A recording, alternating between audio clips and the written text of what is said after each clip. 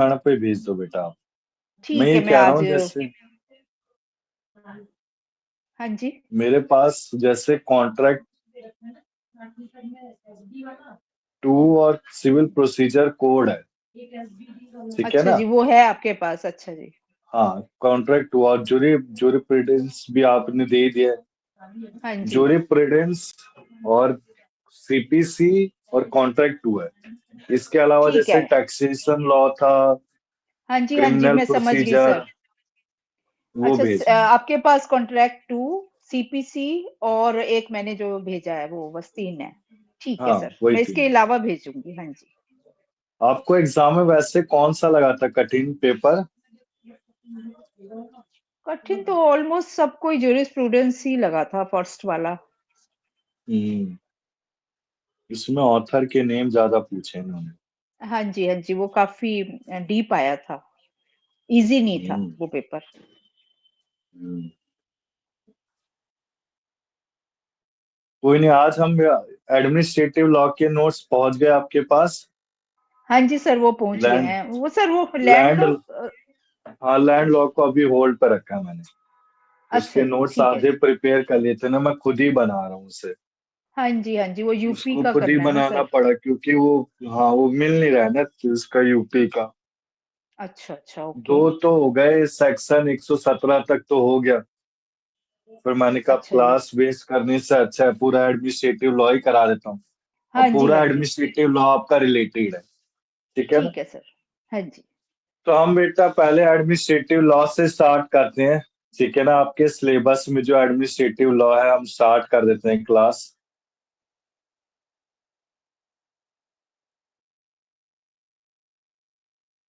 सबसे पहले देखो आपका एडमिनिस्ट्रेटिव लॉ है क्या। तो बेसिकली एडमिनिस्ट्रेटिव लॉ से हम क्या समझते हैं, जो एडमिनिस्ट्रेशन आपका चलाता है। एडमिनिस्ट्रेशन कहने का मतलब है कि पूरी कंट्री में जो लॉ इम्प्लीमेंट किया जाता है। तो ये आपके जो administrative law, human rights law, आपका लैंड लॉ, ये सारे के सारे थ्योरेटिकल है। कंपनी लॉ, लेबर लॉ, ठीक है ना। Company law, labour law, environmental law, ये 3 लॉ थोड़े थोड़े से इजी हैं। आपका human rights, land, administrative law, ये थोड़ा डिफिकल्ट लगेगा। और एक आपका ट्रस्ट वाला, ट्रस्ट ऑफ फिड्यूशियरी लॉ, ठीक है ना। तो हम स्टार्ट करते हैं, ये पूरा का पूरा एक बेयर एक्ट है। स्टार्ट करें बस बेटा सीमा हम। हाँ जी सर। सबसे पहले देखो आप एडमिनिस्ट्रेटिव लॉ से क्या समझाया गया, मैं थोड़ा थोड़ा थोड़ा जल्दी जल्दी करके करेंगे हम, ठीक है ना। एडमिनिस्ट्रेटिव लॉ और इसके सेक्शन प्रोवाइड कर दूंगा मैं जो भी इंपॉर्टेंट है। हमारे पास कंपनी लॉ के मैंने सेक्शन सबको प्रोवाइड कर दिए थे, ठीक है ना। जो आपका जुवेनाइल जस्टिस है वो पुराना एक्ट पूछा था, 2000 का क्वेश्चन देखे मैंने सीपीसी में। हाँ जी सर। तो देखो आप एडमिनिस्ट्रेटिव लॉ मीटिंग में बेसिकली क्या समझाया गया है, ये एक पर्सन है सर आइवर जॉनी, डिफाइन करता है एडमिनिस्ट्रेटिव लॉ को as a law relating to administration, जो आपका एडमिनिस्ट्रेशन से डील करता है।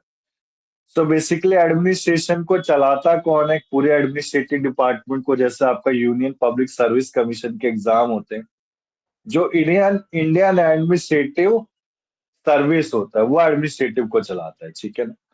So administrative law is made up of all legal laws either formally expressed by the statute and implied in the prerogative which have ultimate object the fulfillment of public law, ठीक है ना। तो सबसे पहले judiciary को touch करता है, इसमें क्या क्या आते हैं, कुछ लॉज आते हैं जो जुडिशियल एक्शन के लिए बनाए गए अगेंस्ट एडमिनिस्ट्रेटिव पर्सन के लिए। Administrative bodies are sometimes permitted to exercise the judicial power, ठीक है ना। ये बेसिकली आपका कंसर्न किससे होता है, with the practical application of the law से। अब इसमें देखो हम एडमिनिस्ट्रेटिव लॉ में क्या क्या पढ़ेंगे, deals with the power particularly quasi judicial, quasi legislature of administrative authorities along with their executive power and control. So basically हम इसमें 3 स्टेज पढ़ेंगे, एग्जीक्यूट करना, एडमिनिस्ट्रेट करना और इम्प्लीमेंट करना, ठीक है ना, जिसको हम एग्जीक्यूटिव, लेजिस्लेटिव, जुडिशरी कहते हैं। तो बेसिकली देखो आपका आता है नेचर एंड स्कोप और एडमिनिस्ट्रेटिव लॉ। जो एडमिनिस्ट्रेटिव लॉ आपका एक मैनिफेस्टियस पावर ऑफ एडमिनिस्ट्रेटिव अथॉरिटीज, इसमें नेचर ऑफ पावर आते हैं जो स्टडीज किए जाते हैं तीन हेड से। सबसे पहले लेजिस्लेटिव, जिसे रूल मेकिंग कहा जाता है। दूसरा आता है जुडिशियल, जिसे एडजुडिकेटिव कहते हैं, यानी कि डिक्लेयर। क्लियर है बेटा? लेजिस्लेटिव यानी कि रूल करना। अब लेजिस्लेटिव में जैसे कि आपका गवर्नमेंट आता है, ठीक है ना। एक मिनट रुको, मैं सेपरेशन में दिखाता हूँ।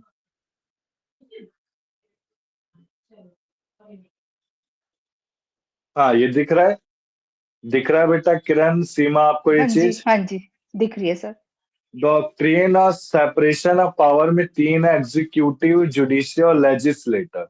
एग्जीक्यूटिव कौन होता है? जो इम्प्लीमेंट करता है। जुडिशरी जो चलाता है, और लेजिस्लेटिव जो बनाता है।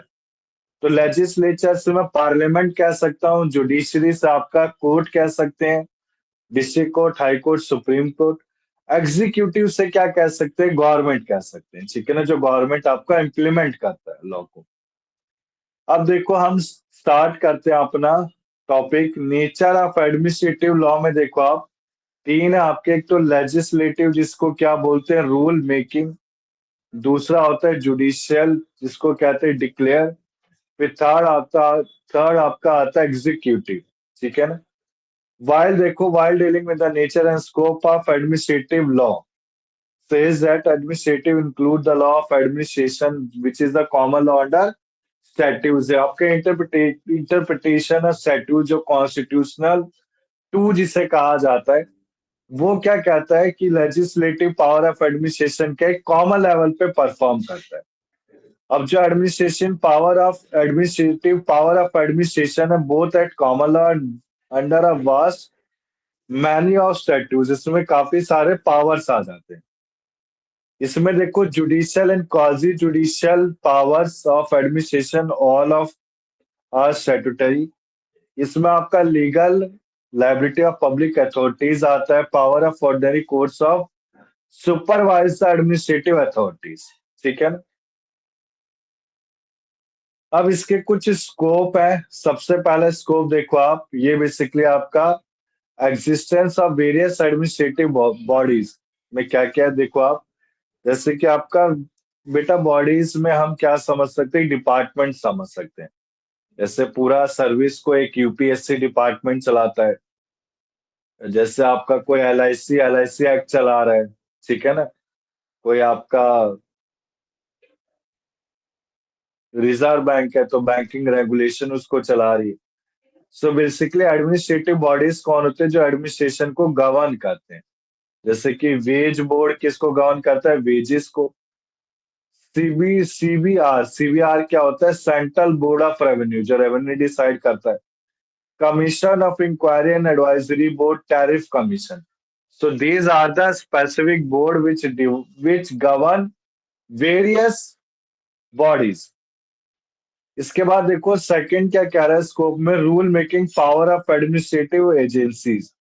इसमें हम पढ़ेंगे देखो आप, जैसे कि आपका delegated legislation, safeguard against abuse of power in judicial control. तो rule making power of administrative agencies में हम क्या क्या पढ़ेंगे? डेलीगेटेड लेजिस्लेशन, सेफगार्ड क्या होता है? Against abuse of power in judicial control. इसके बाद देखो judicial function of administrative agencies like administrative tribunal. So basically इसमें क्या क्या है देखो, हमने क्या क्या पढ़ा था, कौन कौन से। अच्छा, ट्रिब्यूनल क्या था सीमा? हमने पढ़ा था पहले एलएलबी सेकंड फर्स्ट ईयर में। सर ट्रिब्यूनल भी वही है जो किसी पर्टिकुलर एरिया में, स्पेसिफिक एरिया में रेगुलेट करते हैं लॉज वगैरह। जैसे कि एग्जांपल देना चाहेंगे आप? जैसे सीबी कोई भी जैसे ट्रिब्यूनल। NCLT, income tax. हाँ जी, हाँ जी, एग्जैक्टली, सही है।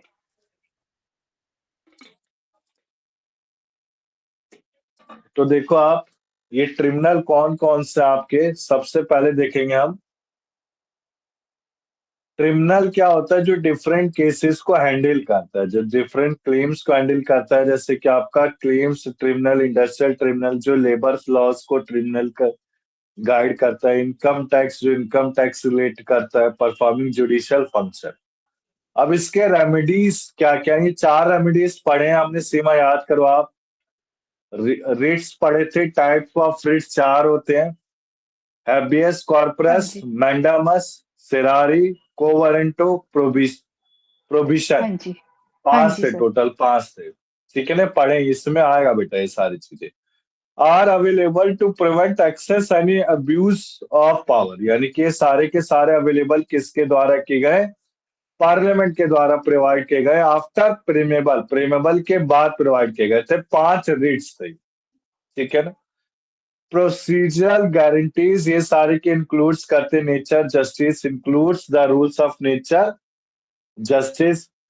इसके बाद देखो पब्लिक कॉर्पोरेशन, इसमें क्या क्या आता है? It includes the liabilities of legal responsibility of public corporation. इसमें देखो गवर्नमेंट लायबिलिटी में क्या क्या आते हैं? Union and state government liable है टोट as well as control of wrong committed by the servant and agent. ठीक है ना? इसके बाद देखो फिर आता है आपका growth of administrative law in India. ये आपका बेसिकली ग्रोथ आपका ड्यूरिंग अर्ली ब्रिटिश इंडिया के द्वारा कर दिया गया था। जब ब्रिटिश थे आपके, ब्रिटिश ने एक एडमिनिस्ट्रेशन सिस्टम को काफी अच्छा इंप्रूव किया। ठीक है ना? तो executive had the overriding power in matter of administration of justice during the British rule in India. हमने पढ़ा ही है बेटा, एग्जीक्यूटिव डिपार्टमेंट गवर्नमेंट का काफी अच्छा ओवरराइडिंग रूल था एडमिनिस्ट्रेशन का, यानी कि जो ब्रिटिश थे उन्होंने काफी अच्छे एडमिनिस्ट्रेशन को काफी अच्छे से कर दिया। इसके बाद देखो फिर हमारा आता है source of administrative law in India. So basically, there are two type of source of administrative law of India. First is constitution, second is statutes. So statutes में बेटा different doctrine है। ठीक है ना? तो मैं statutes को क्या कह सकता हूँ? जो कॉन्स्टिट्यूशन से भी पहले थे, जो गाइडिंग करते, गाइड क्या करते? डिफरेंट डॉक्ट्रिन को गाइड करते। तो आपका हम एडमिनिस्ट्रेटिव लॉ में क्या पढ़ते हैं? कॉन्स्टिट्यूशन क्या है? लॉ को बनाता है, जिसमें लॉ फिक्स किया जाता है और स्टैट्यूट उनको गाइड करते हैं। ठीक है ना? इसके बाद देखो क्या कह रहा है, क्या आपका एडमिनिस्ट्रेटिव लॉ इनकंसिस्टेंट है with the rule of law? So basically administrative law is consistent, consistent not inconsistent, मतलब कंसिस्टेंट है। It consistent with the rules of law. Administrative law check control discretionary power of administrative authorities. इसमें क्या है? सारे के सारे power है किसके? एडमिनिस्ट्रेटिव अथॉरिटी के। ये बेसिकली आपका administrative law and rule of law are not oppose to each other but on another hand go parallel with the common objective of achieving an ordinary government.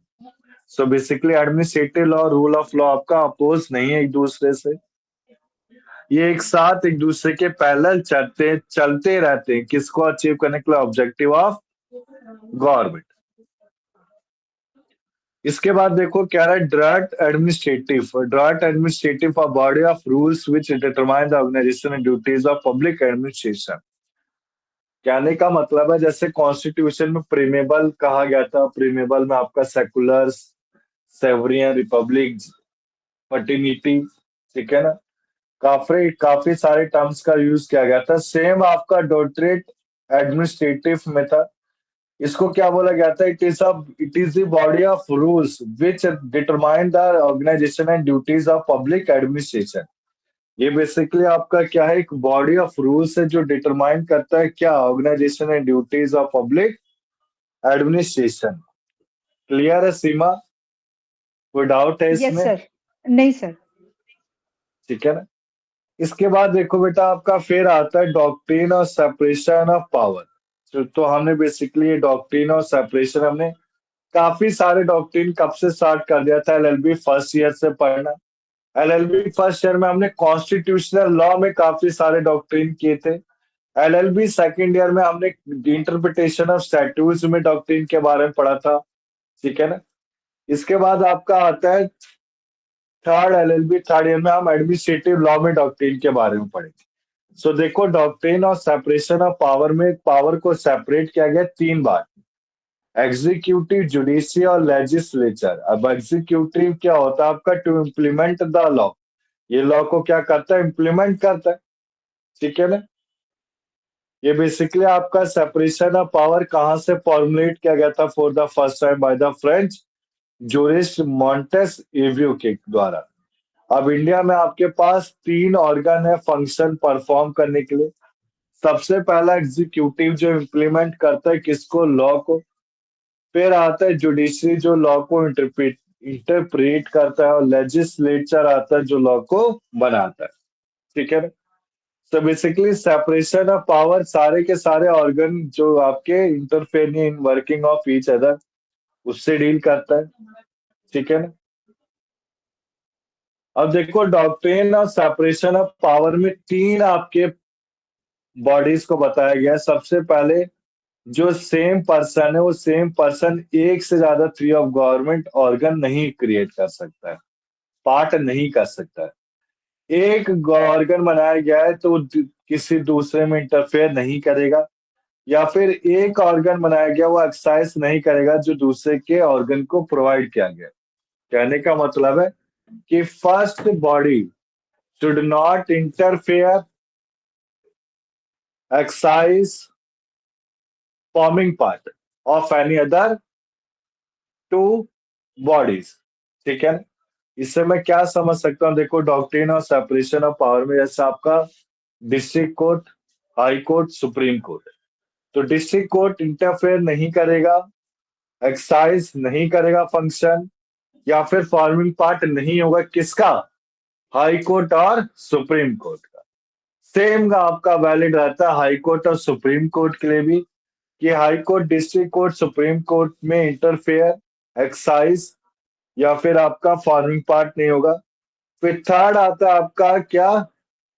Supreme court. Supreme court भी आपका exercise, interfere और forming part नहीं रहेगा। Clear है बेटा? कोई doubt है इसमें सीमा आपको? सर ये जो 3 पिलर्स तो ये हो गए ना, जैसे जुडिशरी हो गया, एग्जीक्यूटिव हो गया और लेजिस्लेटिव हो हाँ, गया सर। यही यही सर है, ये यही है बेटा, तीनों बट एक दूसरे का के अंदर इंटरफियर नहीं करेंगे ना? हाँ, मैंने एक एग्जांपल से बताया ना, डिस्ट्रिक्ट, हाई और सुप्रीम कोर्ट। अच्छा, अच्छा। हाँ जी सर, ठीक है। अब इसके बाद देखो, डॉक्ट्रिन और separation in India. So basically इसमें नेम वेम हमें भी लर्न कर लेना एग्जामिनेशन पॉइंट ऑफ व्यू से। जो डॉक्ट्रिन और सेपरेशन वो क्लेम नहीं कर सकता कोई हिस्टोरिकल बैकग्राउंड। सो बेसिकली आपका ये has not be according with the constitutional status. इसमें बेसिकली जो आपका प्रोफेसर केटी शाह है, जो मेंबर है कॉन्स्टिट्यूशनल असेंबली का, प्रपोजल देगा to incorporate the doctrine of separation of power into the constitution, but the assembly did not accept it. कहने का मतलब है, देखो आप, किसने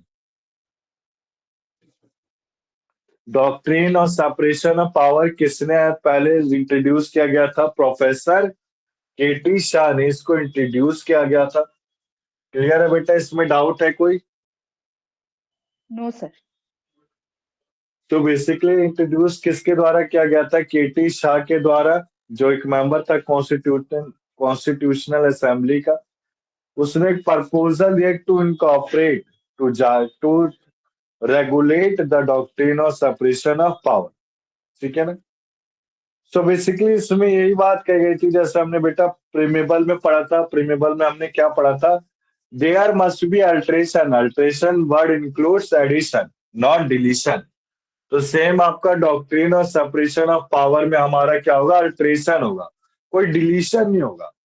क्लियर है ना ये चीज? कोई डिलीशन आपका नहीं होगा, बस अल्ट्रेशन किया जाएगा, चेंज किया जाएगा, ठीक है ना। आपका आर्टिकल 15 में कहा गया था। इसके बाद देखो, इसके एग्जाम्पल दिए गए हैं, जैसे कि आपका प्रेसिडेंट ऑफ इंडिया है। तो प्रेसिडेंट ऑफ इंडिया के पास देखो आप, लेजिस्लेटिव पावर, लेजिस्लेटिव पावर में क्या आता है? आर्टिकल 123 ऑर्डिनेंस, यानी कि वो एक ऑर्डिनेंस बना के चलेगा, पीस बना के चलेगा 240 के अंदर, 357 अगर कोई machinery failure of commissioner of income tax, COE का मतलब क्या है?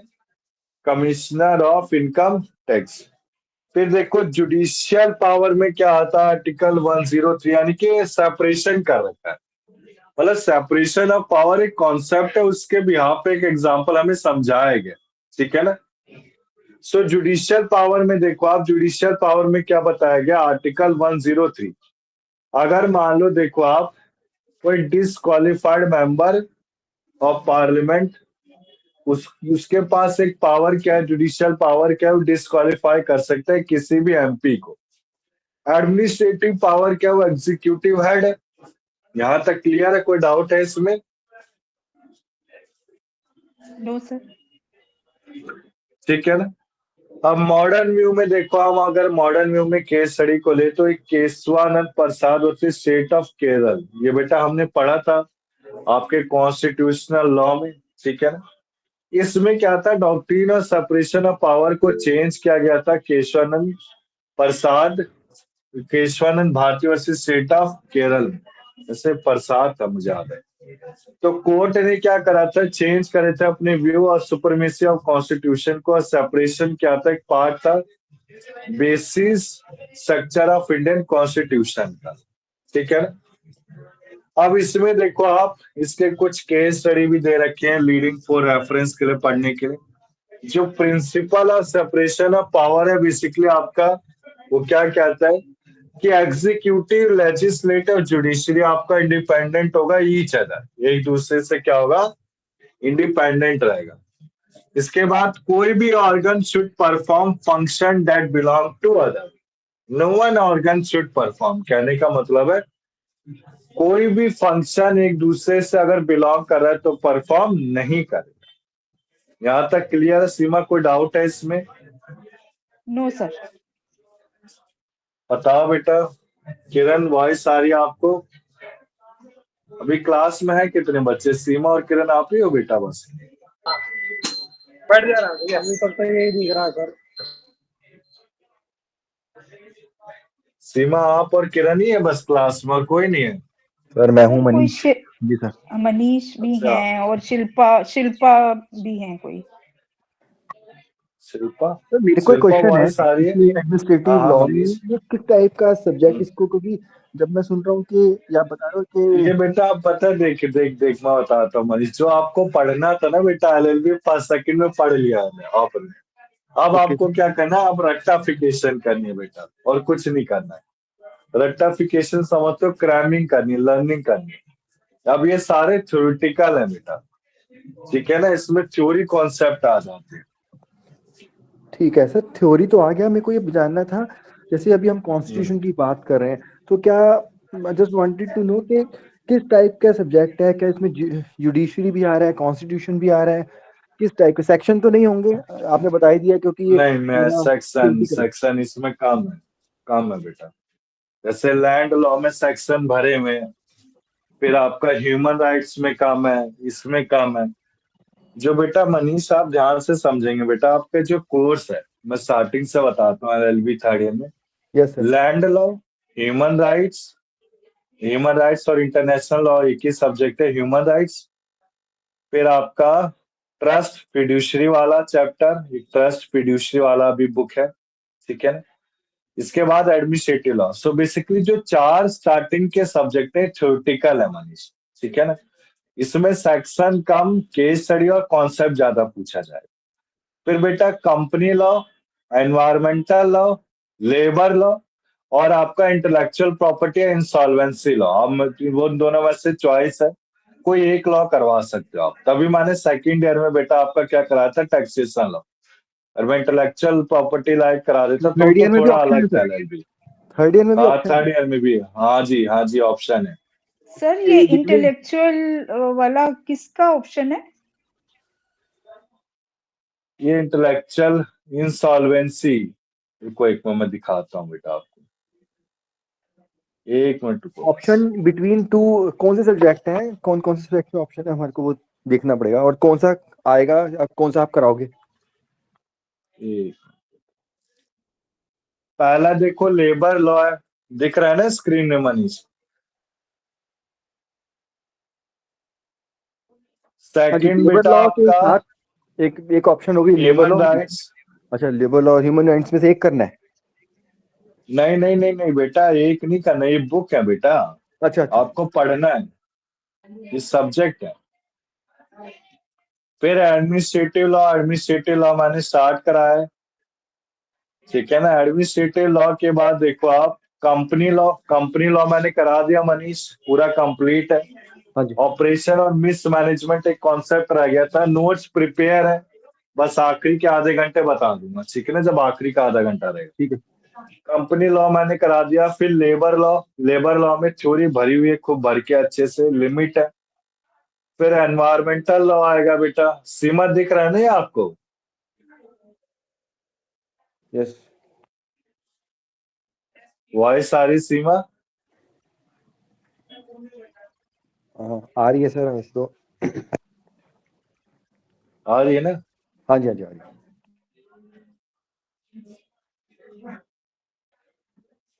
इसके बाद हाँ जी देखो सर, आप, ये हमारे फिक्स सब्जेक्ट है जिनमें आना ही आना है, जो करने ही है, यानी कि कंपनी लॉ, लैंड लॉ और हाँ जी sir. Administrative law, labour law, human rights, 5 हो गए। 5 हो गए ना, ये 6 हो गए बेटा। कैसे सर? एक हो गया company law, labour law, human rights और land law. Company law, labour law, human rights, land law, administrative law. Administrative law के बाद आपका क्या है? हाँ जी। एनवायरमेंटल लॉ, हाँ 6 हो ठीक गए। है ना। ठीक है। एनवायरमेंटल लॉ के बाद क्रिमिनल एंड पेनोलॉजी। ये कैसा सब्जेक्ट है? ये सीपीसी अब क्या है? ये है, हाँ सीपीसी से ही है। फिर लास्ट में देखो इंटेलेक्चुअल लॉ, ये सीमा दिख रहा है ना आपको, इंटेलेक्चुअल लॉ कराना है, हाँ जी सर।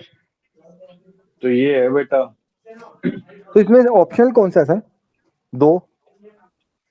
ऑप्शन लास्ट का है ना, निम्नलिखित में से कोई एक देखो बेटा। एयर स्पेस लॉ कराना है, जो आप बोलोगे वो करा दूंगा, मुझे कोई दिक्कत नहीं है। वो सर कौन सा सही है, कौन सा पहले तो सब्जेक्ट कौन कौन से है सर, 2 ऑप्शनल? एक तो देखो air space law, law medical treatment, women law, children law, और लास्ट का इंटेलेक्चुअल लॉ। तो कितने हो गए? 2 है, 4 में से 2 करने, एक करना है। कितने? एक मिनट को आप, एक मिनट।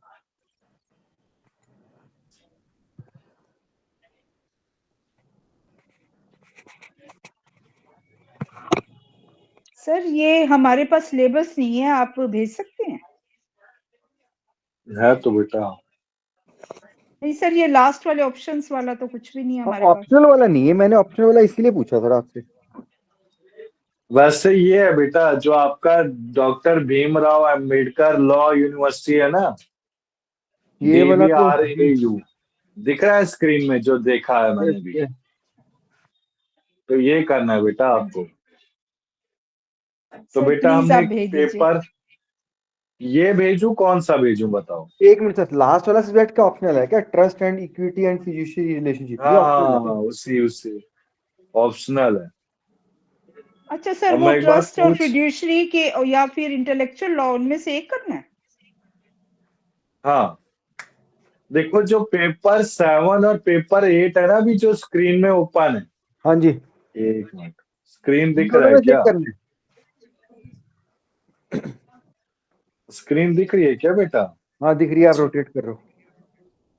अच्छा अच्छा, तो स्क्रीन में देखो आप, जैसे जो पेपर 7 और पेपर 8 है, इसमें चॉइस है।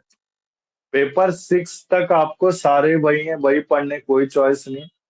अब पेपर 7 और 8 में जो, जैसे हमारा टैक्सेशन लॉ था ना, तो मैंने तो ओके टैक्सेशन लॉ मैडम को बोल दिया था, पेपर उसी पे आया था। तो ठीक है। आप बोलोगे तो जो आप बोलोगे वो करा दूंगा बेटा, पेपर 7 और 8 में। आप कौन सा अभी मैं सजेस्ट कर रहे हो, पहले कौन सा करना पेपर, चाहिए? अब हमारे देखो सब्जेक्ट मैंने कितने हैं इसको, सर? टोटल 8 है बेटा, दिख रहा है स्क्रीन में आपको। 8 तो है, पर लेकिन किस में से ऑप्शनल होगा? अरे बेटा, पहले पहले पूरा पढ़ो तो फिर ऑप्शनल में जाएंगे ना। टैक्सेशन लॉ भी तो आखिरी में किया था हमने, कि टैक्सेशन लॉ मैंने पहले ही करा दिया था, बताओ। लास्ट में अच्छा, कराया था। आप ये कह रहे हो 8 तो कंपलसरी है, 9th वाले में ऑप्शनल है, ये कह रहे हो? नहीं नहीं, 7th और 8th में ऑप्शनल है ओके, तो टोटल मनीष। 7 सब्जेक्ट देने हैं। टोटल 8 ही देने हैं बेटा, समझ ही नहीं रहा। तीनों सालों में 8 ही 8 थे ना, पहले साल में भी तो 8 थे, दूसरे साल में भी 8 थे, तीसरे साल में भी 8 रहेगा। ठीक है सर, जो फिर लास्ट आखिरी वाला के 2 ऑप्शन है ना, एग्जाम है उसमें चॉइस है। Trust and equity and fiduciary relationship में से एक करना होगा ना फिर। हाँ ठीक है ना, अभी ऑप्शनल मत देखो, जब ऑप्शनल होगा तो मैं बता दूंगा, टेंशन मत लो आप। ठीक है ठीक है, चले आगे बेटा अब। यस सर, हाँ जी। बताओ सर वो बेटा भी सीमा, आपने चले नहीं हम बताया सर, वो कंपनी लॉ कंपनी लॉ। 2013 है हाँ, या 1956 है 13 सर, वो भी 13 बता दीजिए। 13 13 13 ठीक है पूछ सर। लिया मैंने, 13 है। क्या चीज है सर? ठीक है ना, 13 ही क्या चीज है एप्लीकेबल है। मैडम? ये मैडम क्या चीज है? Company law company law 13 company applicable है लॉ मनीष। का ना वो 2013 2013। और 1956 दो है ना, तो हमें 2013 वाला करना है। लेटेस्ट वाला करना है, हाँ। 56 वाला नहीं करना। हाँ जी। ठीक है, ठीक है। अच्छा सर, अब मेरे को ये बता दो, ये एडमिनिस्ट्रेटिव लॉ में हम समझ गया थ्योरेटिकल है, हम्म इसका कॉन्सेप्ट क्या है? ये क्या है, ड्राफ्टिंग जो पर्पस से है? शुरू के 3 है ना, ये जो शुरू के 3 दिख रहे हैं Manish, land law, human rights और एडमिनिस्ट्रेटिव लॉ, ये पूरे के पूरे थ्योरेटिकल कॉन्सेप्ट है। इसमें काफी सारी चीजें, जैसे एडमिनिस्ट्रेटिव लॉ में हम क्या क्या पढ़ेंगे, दिखा देता हूँ, मेरे को एक मिनट। एडमिनिस्ट्रेटिव लॉ में हम क्या क्या पढ़ेंगे, देखो एक मिनट। देखो आप, एडमिनिस्ट्रेटिव लॉ में दिखा बेटा, जैसे हम सेपरेशन ऑफ पावर पढ़ रहे हैं, नेचर, स्कोप, डेफिनेशन, ये पूरा वही है जो इसमें दे रखा है ना, डेटरेट एडमिनिस्ट्रेटिव, वही है बेटा। अभी पढ़ा है ना सीमा हमने, सेपरेशन ऑफ पावर। हाँ जी सर। इसके बाद देखो हम क्या पढ़ेंगे, डेलीकेटेड डेलीकेटेड लेजिस्लेशन पढ़ेंगे। तो आज की क्लास में मेरा टारगेट था यूनिट 3 तक तो मैं करा ही दूं। न्यूट्रल जस्टिस, एडमिनिस्ट्रेटिव डिस्क्रिशन, जुड़ी, ये बेटा पूरा मनीष थ्योरेटिकल कॉन्सेप्ट है। अब करना तो पड़ेगा, मैं कुछ कर नहीं सकता बेटा इसमें। तो इसमें सर ये थ्योरेटिकल में अच्छा एमसीक्यू सेक्शन नहीं आएंगे हमारे को, just concept jurisprudence type question हो आएगा? जाएंगे। ज्यूरिस्प्रूडेंस हाँ टाइप, जो, टॉर्च हाँ टाइप। हाँ सेम। पर जूरिप्रूडेंस में क्या था, आपका ऑथर ज्यादा पूछे गए थे, ठीक है हाँ। ना। तब आखिरी में आप बच्चे भी कम नहीं हो बेटा, किसी ने क्लास ली नहीं, मैंने प्रिपेयर कर रखे थे नोट्स, सब भगी गई क्लास से आखिरी में। तो मैं क्या ही कराता जी, इस बार भी मेरे को लग रहा है ऐसे ही करोगे आप सब।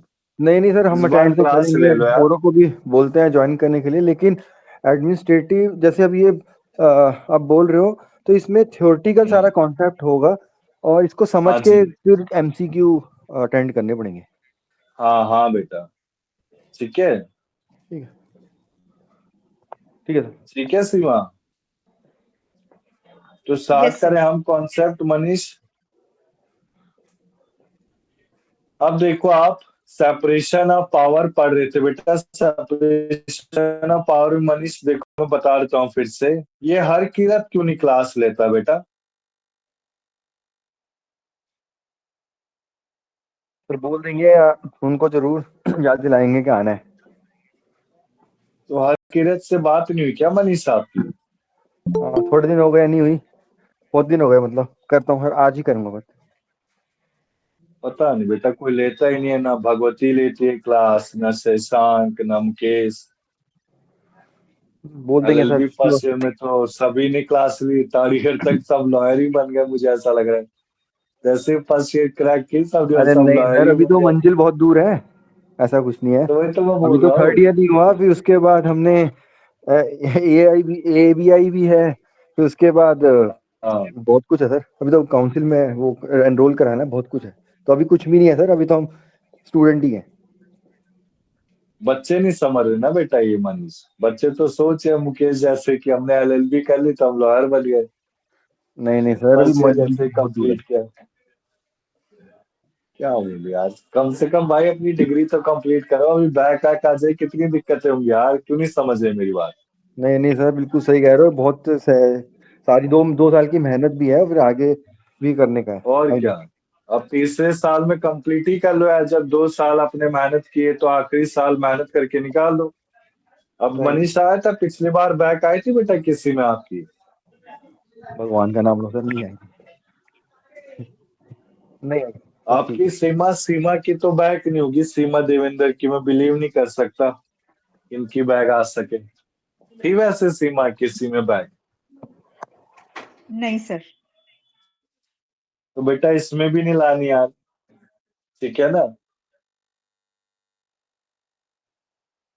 ओके देखो सर। आप, तो मैं इसका पेपर है ना कंपनी लॉ का कराता हूँ प्रोवाइड, क्वेश्चन पेपर पिछले साल का कराता हूँ मैं प्रोवाइड, ठीक है? वही इसी साल का, अब खैर साल आखिरी खत्म होने वाला है, इसी साल का प्रोवाइड करता हूँ, नेक्स्ट क्लास में प्रोवाइड कर दूंगा, ठीक है?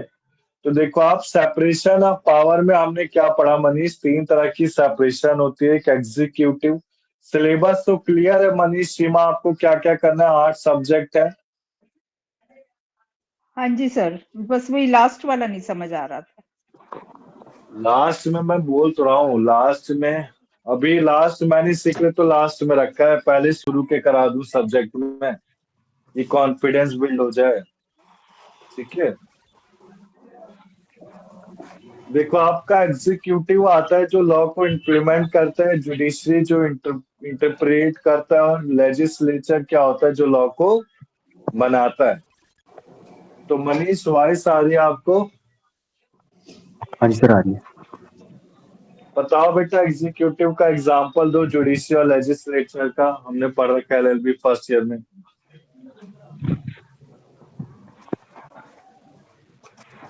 किसका सर? एग्जीक्यूटिव, सर जुडिशरी और लेजिस्लेचर। हाँ हाँ, बोलो सर बेटा जैसे सीमा। जुडिशरी में तो जो इंटरप्रिटेशन होता है ना, कि जो भी लॉ बनाए हैं लेजिस्लेशन ने, वो उनके मीनिंग बताता है सही से, कि इनका एग्जैक्ट मीनिंग क्या है, कैसे इम्प्लीमेंट करना है इसको। तो वो करेक्ट है। जुडिशरी का काम है। मतलब देखो लेजिस्लेशन सर, जो इसमें होता है क्या वो आएगा, लॉ बनाता है, जैसे और लाइक एग्जीक्यूटिव जुडिशरी है वो। इंटरवेन कैसे होगा इसमें, प्रोटेक्ट प्रोटेक्ट इसमें कैसे लॉ को प्रोटेक्ट करेंगे, आई थिंक ये आएगा सर इसमें।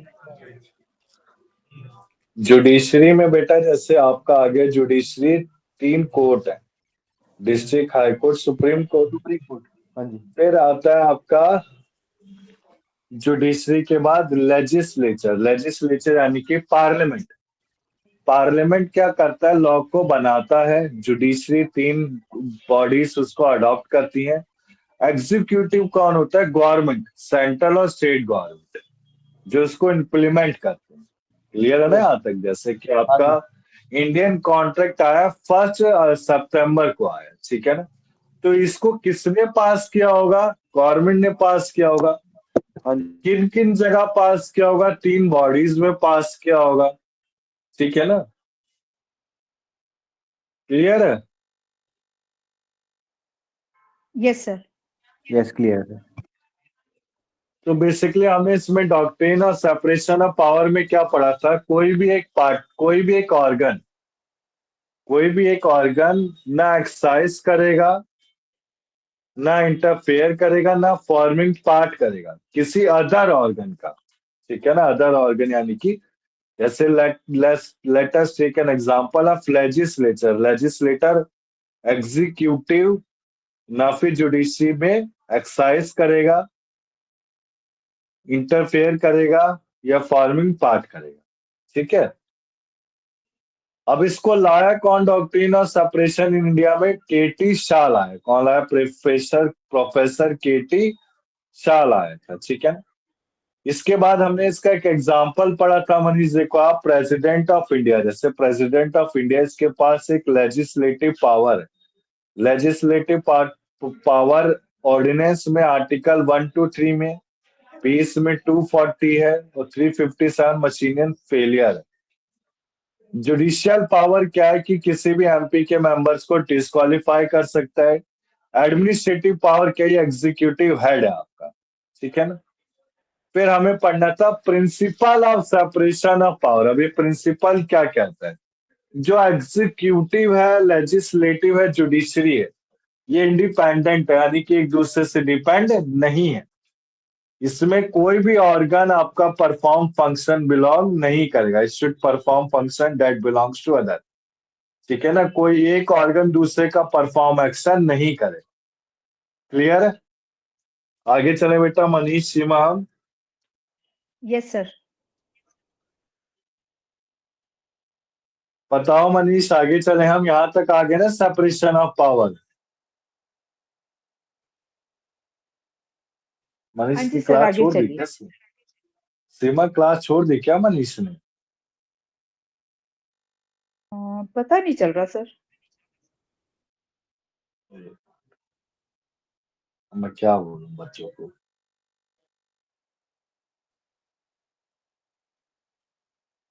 आया मनीष और चला भी गया। देखो आप, रूल ऑफ लॉ बेसिकली आपका ये ओरिजिनेटेड हुआ है ला लिगेटी से। ठीक है ना, बेसिकली इसको गवर्नमेंट बेस्ड आपका प्रिंसिपल ऑफ लॉ में, ना कि नॉट ऑफ मैन में। ला लिगेटी क्या है? Law of man. ठीक है ना, हम इसे क्या बोलेंगे? रूल ऑफ लॉ बोलेंगे। ला लिगेटी एक लैटिन वर्ड है। सो बेसिकली आपका एडवर्ड कोक ने ओरिजिनेट किया था इस कॉन्सेप्ट को। इसने क्या बोला? किंग गॉड के अंडर रहेगा, लॉ के अंडर रहेगा, सुप्रीमेसी ऑफ लॉ सारे एग्जीक्यूटिव को फॉलो करेगा। ठीक है ना। So basically rule of law को हम कैसे समझ सकते हैं? दो सेंस से, एक फॉर्मेलिटिस्ट, एक फॉर्मल सेंस और एक आपका आइडियोलॉजिकल सेंस है। अब जब आपका रूल ऑफ लॉ यूज किया जाता है फॉर्मल सेंस के लिए, तो एक डिनोट करता है organise power as oppose to the rule by one man. ठीक है ना। इसके बाद देखो आपका, ये बेटा ये ऑथर के नेम पढ़ लेने हैं। जैसे रूल ऑफ लॉ को कौन ला रहा है? डाइसी ला रहा है।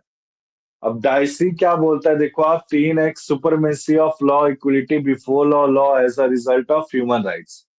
तो rule of law according to Dicey हमने समझ लिया क्या है? Supremacy of law, equality before law, यानी कि लॉ को सबसे ऊपर माना जाएगा, लॉ हर सबके लिए इक्वल है, और लॉ एक ऐसा ह्यूमन राइट का रिजल्ट है।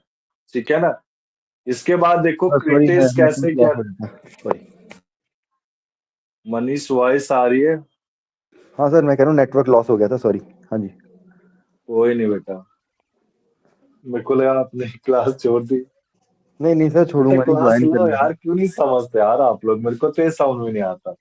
मुझे आज भी याद है जब हमारी एलएलबी फर्स्ट ईयर की क्लासें थी, तो मेरे को तो अभी भी नाम सबके याद है। तब से कोई बच्चा दिखा ही नहीं मुझे।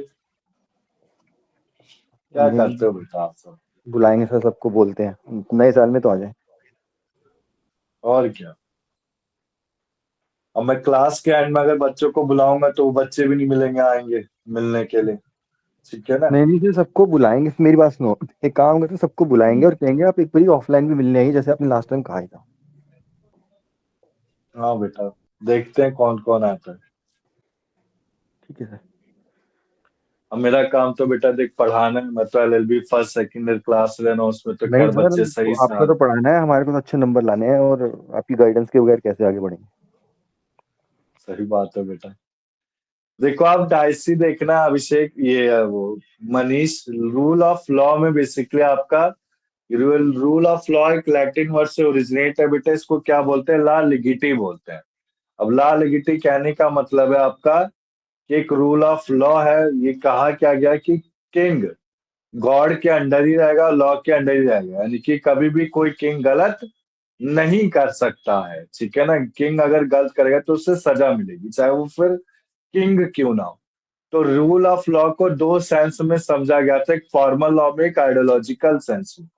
फॉर्मल लॉ में कैसे समझा गया था समझेंगे हम। देखो आप, फॉर्मल लॉ में जैसे कि सुपीरियर है कोई, वो अनऑथराइज एक्ट नहीं कर सकता है सुपीरियर। ठीक है ना। इसके बाद देखो आइडियोलॉजिकल सेंस कहने का मतलब है कोई आइडियोलॉजिकल, आइडियोलॉजिकल कहने का मतलब है कि जैसे कहा जाता है कि पुराने जमाने में कि कोई भी किंग कोई गलत काम नहीं करेगा। ठीक है ना। सो बेसिकली देखो आप, rule of law according to Dicey तीन तरह से समझाया गया। एक सुपरमेसी ऑफ लॉ से, इक्वलिटी बिफोर लॉ से, और law as a result of human rights. तो सबसे पहले देखो, लॉ आपका सुपीरियर है, लॉ से ऊपर कुछ नहीं हो सकता। ठीक है ना। लॉ के बाद आपका किंग आता है, एग्जीक्यूटिव आता है, गवर्नमेंट आता है लॉ के बाद। इसके बाद देखो लॉ को इक्वल माना गया, लॉ को इक्वल, हर इक्वलिटी बिफोर लॉ, इक्वल माना गया सारे के सारे लॉ को। Law as a result of human right, law क्या आपका रिजल्ट है ह्यूमन राइट्स के, यानी कि ह्यूमन अधिकार है। जैसे हमने कॉन्स्टिट्यूशनल लॉ में फंडामेंटल राइट्स पढ़े थे, तो वही फंडामेंटल राइट्स क्या आपका ह्यूमन राइट्स में आ रहा है। इसके बाद देखो criticism of dicey view, dicey dicey क्या लाया था, रूल ऑफ लॉ लाया था। केटी शाह कौन था, केटी शाह क्या लाया था, सेपरेशन ऑफ पावर लाया था, ठीक है ना। तो क्रिटेज और डाइसी व्यू में देखो आप, सबसे पहले डाइसी का क्या व्यू था, क्रिटाइज मॉडर्न राइटर ने कैसे किया था, इट इज ऑब्जर्व दैट कि जो एडमिनिस्ट्रेटिव लॉज को मिस कंसीव कहाँ किया गया था, फ्रांस में। He ignored the reality in England and misinterpreted the situation in France. So basically, इसको देखो आप, क्या बोला गया था, कैसे कहा गया था डाइसी को। डाइसी बेसिकली कहा, डाइसी ने जो बताया ये फ्रांस के बारे में बताया था। और फ्रांस में क्या कहा गया था, देखो आप, फ्रांस में क्या कहा गया था कि जितने भी सर्वेंट है वो एंजॉय कर सकते हैं special privilege on the part of doctrine that king can not do wrong, यानी कि किंग आपका कभी भी गलत नहीं कर सकता है, ठीक है ना। तो इसके सारी पावर को किसने एंजॉय किया था, सर्वेंट ने किया था। सो बेसिकली इस ऑब्जर्वेशन को देख के इंग्लैंड में एक नई थ्योरी आई थी, हम नई थ्योरी को हम नीचे पढ़ते हैं, ठीक है ना। अब इसमें समझाया, देखो rule of law in India, ये रूल ऑफ लॉ आया बेटा समझ में, Manish yes sir. Seema, rule of law clear है ना। सेपरेशन ऑफ पावर हमने एडमिनिस्ट्रेटिव लॉ में पढ़ा, वो रूल ऑफ लॉ पढ़ रहे बेटे, सब है सिलेबस में, ठीक है ना। तो rule of law in India basically आपका कि जो कॉन्स्टिट्यूशन है आपका डेमोक्रेसी से अपार्ट है। किसमें पढ़ा था, किस केस स्टडी में, हमने Kesavananda Bharati versus state of Kerala. इसके बाद देखो हमने एक केस स्टडी पढ़ी थी, इंदिरा गांधी वर्सेस राजनारायण के केस स्टडी में हमने क्या पढ़ा था, जो रूल ऑफ लॉ है वो एक pervasiveness of spirit of law दिखाता है, ठीक है ना। सो बेसिकली जो प्रोविजन है कॉन्स्टिट्यूशन का वो एक अनेबल करता है to ensure the rule of law को, ठीक है ना। अब इसके बाद देखो फिर आता है इसका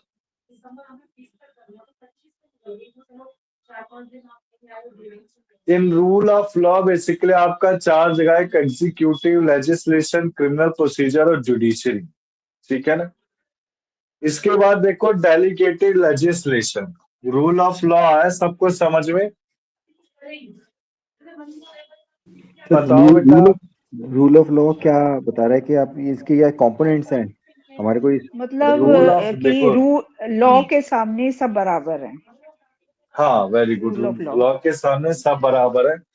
और गवर्नमेंट के पास एक, गवर्नमेंट से भी ऊपर क्या आपका लॉ है, ठीक है ना। गवर्नमेंट से ऊपर आपका लॉ है, और एक लॉ एक ह्यूमन राइट दे रहा है, ठीक है।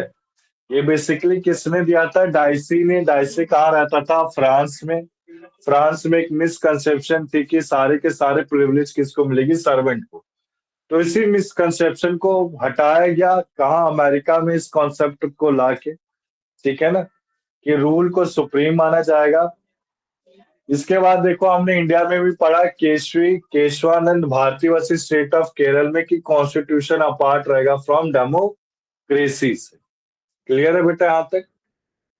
अब इसके बाद देखो हमने सेपरेशन ऑफ पावर पढ़ा, फिर हमने पढ़ा रूल ऑफ लॉ। अब आपका आता है डेलीगेटेड लेजिस्लेशन। सो बेसिकली कोई भी आपका कोई भी लॉ नहीं बनेगा विदाउट लेजिस्लेटिव एक्ट। ये आपका एक थ्योरी कॉन्सेप्ट है, इसको समझते हैं हम। ऑस्टिन ने से क्या बेटा, जैसे आपका जोरिप्रिडेंस में थ्योरी ज्यादा, वो ऑथर के नेम पूछे गए थे, तो सेम ऑथर के नेम इसमें भी पूछे जा सकते हैं कि डेलीगेटेड। अच्छा सीमा, सेपरेशन ऑफ पावर किसने दिया था बेटा, K T Shah. Very good, professor Katie Shah. Rule of law किसने दिया था, सीमा आप बताएंगे। ये तो भूल गई सर। कोई नहीं बेटा, डाइसी ने बोला था, डाइसी। डाइसी फर्स्ट इंट्रोड्यूस किया था ना। हाँ इसको जी सर। नोट्स में लिख लेना है, अगर आप नोट्स नहीं बना रहे तो मैं आपकी इतनी हेल्प कर सकता हूँ एलएलबी थर्ड ईयर की, कि ये जो पूरा पढ़ा दूंगा मैं, तो इसको वर्ड फाइल में अब मैं क्या करूंगा, सारे ऑथर के नेम लिख दूंगा और क्या क्या वो वो दे दीजिएगा, कॉन्सेप्ट लाए। ऑथर के नेम उसमें हाँ हेल्पफुल पक्का देंगे। लिख। ये क्वेश्चन आ सकते हैं सर इस टाइप के, एवी डाइसी ने दिया, ऐसे कुछ आ सकते हैं? हाँ बेटा आएंगे, आएंगे क्यों नहीं आएंगे मनीष। जेरिप्रेडेंस में नहीं आया बेटा, बताओ। आया आया सर, बड़ा अजीब सा है सर। फिर तो फिर कहीं उसमें से भी आ इसमें जाए। भी आएगा। अच्छा, आप लोगों ने जेरिप्रेडेंस कैसे पढ़ा था मनीष? बस सर ये किसने डेफिनेशंस देख ली थी कि किस तरीके की डेफिनेशंस हैं इसमें आ रही हैं, किसने ये बोला है, हमने इसी को ही कवर किया था सर। आपने सीमा कैसे किया था जेरिप्रेडेंस?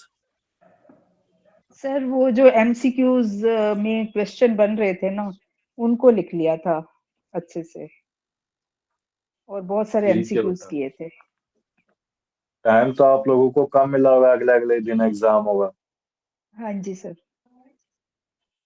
हम्म, सही है बेटा, ये साल आखिरी है, इसको कर लो फिर तो हो ही गया कंप्लीट। टेंशन की बात ही क्या। अब देखो, डेलीगेटेड लेजिस्लेशन, ऑस्टिन ने कहा था, ऑस्टिन एक ऑथर था, उसने एक कॉन्सेप्ट लाया, क्या, डेलीगेटेड लेजिस्लेशन। अब डेलीगेटेड लेजिस्लेशन क्या मतलब होता है? कोई भी लॉ बिना लेजिस्लेटिव एक्ट के नहीं बन सकता है। कैसे? कैसे बताएंगे मनीष साहब, कैसे? जैसे आपका कंपनी लॉ लाएगा, तो कंपनी लॉ किसके अंडर रजिस्टर था? Company act 2013। क्लियर है बेटा? चाइल्ड केयर के लिए कोई भी एक्ट आया तो चाइल्ड केयर किसके under register? Juvenile justice act के जुवेनाइल अंडर। Justice centre. ठीक है ना, समझ रहे हो ना सीमा आप? कोई क्राइम आया, हाँ क्राइम जी। किसके अंडर एस्टेब्लिश था? Indian penal code. कोई लेबर लॉ आया, लेबर लॉ में पढ़ेंगे आप, industrial distribute act 1947, trade union act 1926। ठीक है ना? Employ state insurance act 1948। मैंने ये सारे पढ़ रखे हैं और ये सारे इजी है। मैंने पहले ये सोचा कि आपको थोड़ा थ्योरी करा दूं स्टार्टिंग क्लासेस में। तो टोटल कितने आई मीन सब्जेक्ट्स हैं? जैसे कुछ तो ऐसे हैं जो हमारे 3 इयर्स में है नहीं, लेस लाइक मोटर एक्ट है, ये सब चीजें। हाँ, मोटर नहीं है, उसके मैं नोट्स प्रोवाइड कर सकता हूँ, मैं ये कर सकता हूँ। अगर किसी को मोटर व्हीकल के वो तो आप नोट्स दे चाहिए होंगे दीजिएगा, तो बट बोल ये सकते कितने ऐसे सब्जेक्ट्स हैं, ये कितने लॉ बने हुए हैं, ऐसी कहाँ पर इंफॉर्मेशन मिल सकती है हमारे को? ये, चलो मैं लिंक प्रोवाइड कर दूंगा मैडम के थ्रू, ठीक है ठीक है सर। ना? उसमें सारे लॉ पता चल जाएंगे आपको, उनका स्टडी मटेरियल, बेयर एक्ट मिल जाएगा आपको सीधा ही। ठीक है। ठीक है ठीक सो है। बेसिकली देखो, आप कोई भी लॉ बने तो उसमें एक एक्ट का होना जरूरी है। एक्ट गवर्न करता है किसी भी लॉ को, ठीक है ना? सो बेसिकली देखो आप, ये आपका, बट व्हेन द लेजिस्लेशन, जब प्रेशर और वर्क डेलीगेट करता है लेजिस्लेटिव पावर को, तो रिजल्ट करता है किसमें? Delegated legislation. ठीक है ना? डेलीगेटेड लेजिस्लेशन को दो सेंस में समझा गया। सबसे पहला सेंस क्या कहता है? रूल मेकिंग को एक्सरसाइज करना। डेलीगेट करना भी, डेलीगेट का मतलब क्या है? बार बार डेलीगेट का वर्ड आ रहा है, ये समझ नहीं आ रहा है, इसका समझेंगे कैसे? तो देखो डेलीगेट, आप, जैसे कि, डेलीगेट हाँ ऐसे बताओ। कॉमन वर्ड आता है, जैसे अपना कोई वर्क है, हमने नहीं कर पा रहे बट आगे किसी को कहने करने के लिए हाँ, बोलते एक्सीलेंट, हैं। एक्सीलेंट, एक्सीलेंट जवाब, यही बोलने वाला था मैं, ठीक है ना? Gives authority, authority given by superior to the subordinate. ठीक है ना? अगर अगर हम गूगल में इसको सर्च करते हैं तो क्या लिखा हुआ है बुकों में और गूगल में, कि authority given by superior to subordinate. ठीक है ना? तो पहला सेंस यही कहता है बेटा, exercise of power of rule making, कि एक एग्जीक्यूटिव से किसके पास जाएगा? लेजिस्लेचर के पास जाएगा। अब दूसरा सेंस क्या कहता है? कि आउटपुट एक्सरसाइज ऑफ पावर होगा, इसमें रूल, रेगुलेशन, ऑर्डर और ऑर्डिनेंस आएगा। ठीक है ना?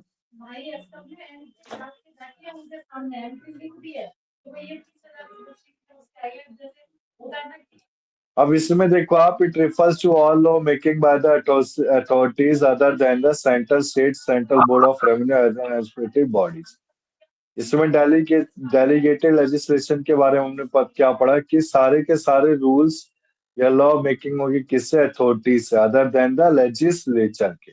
क्लियर है बेटा, कोई डाउट है इसमें? No sir. नहीं, ठीक है ना। ठीक है सर।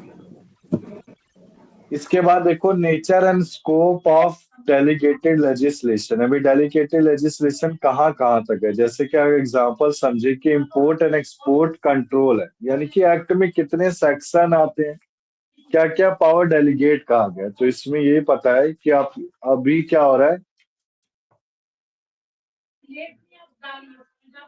कि जैसे कि पार्लियामेंट ने एक एग्जांपल समझाया बेटा। देखो आप, पार्लियामेंट ने क्या करा, पास करेगा बस एक स्केलेटन। स्केलेटन कहने का मतलब एक साइंस का टर्म लिया गया है कि पार्लियामेंट एक एक्ट को पास करता है, उस एक्ट के जितनी भी पावर है वो किसके पास रह जाते, सारे के सारे एडमिनिस्ट्रेटिव एजेंसीज के पास रह जाते हैं, जो आगे चल के डेलीगेट किया जाता है। डेलीगेट यानी कि ट्रांसफर किया जाता है, एक जगह से दूसरी जगह ट्रांसफर किया जाता है।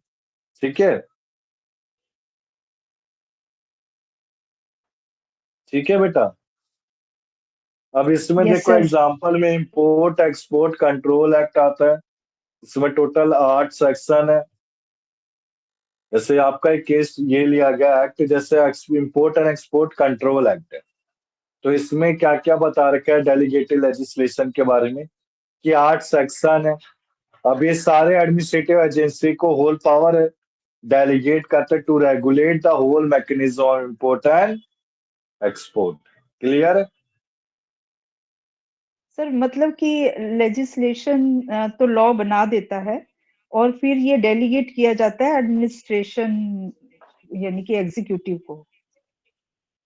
हाँ जी बेटा, ठीक है ना। Okay okay sir. इसके बाद देखो एक्सटेंट क्या होता है, extent of delegated legislature power. Extend कहाँ तक किया जा सकता है आपका ये, an executive authority can be authorized to modify either existing or future law but not in essential feature। ठीक है ना। इसमें बेटा हम पूरे डिटेल में पढ़ेंगे, बस हम इस चीज को समझ लेंगे एक्सटेंड कहाँ होता है ये पावर आपका, जितना हमारा किसमें डिस्क्राइब किया गया कॉन्स्टिट्यूशन में या फिर लेजिस्लेचर, जितना हमारा डिस्क्राइब किया गया कॉन्स्टिट्यूशन या फिर लेजिस्लेचर। ठीक है ना। इसके बाद देखो एक इसकी हिस्ट्री है, एक तरह से बेयर एक्ट से उठाया गया कंटेंट है। इसकी हिस्ट्री क्या बता रहा है ग्रोथ की। सबसे पहले देखो 1531 को रिपेल किया गया 1547 में। ठीक है ना। हेनरी एट्थ ने क्या दिया, वाइड पावर दिया लेजिस्लेटिव को, मतलब ये एक तरह से वो दिया गया है स्टेटीज ऑफ सेवर इन 1531। इसको स्किप कर दो बेटा, इतना इतना है नहीं important। ठीक है ना। अब मैं सीधा टाइप से करा रहा हूँ। पर इसमें कहानी बताई गई है कि पुअर से, पुअर के बाद रिच के पास गई, रिच के बाद गवर्नमेंट के पास गई, गवर्नमेंट ने फिर डेलीगेट किया कि इक्वल रहेंगे सब, वो फिर इसमें देखा नहीं जाएगा कि पुअर है या फिर आपका रिच है। ठीक है।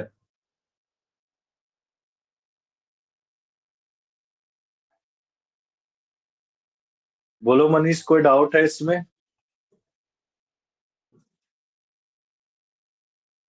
मनीष सीमा डाउट है बेटा, आगे चले हम। सर आगे चलिए।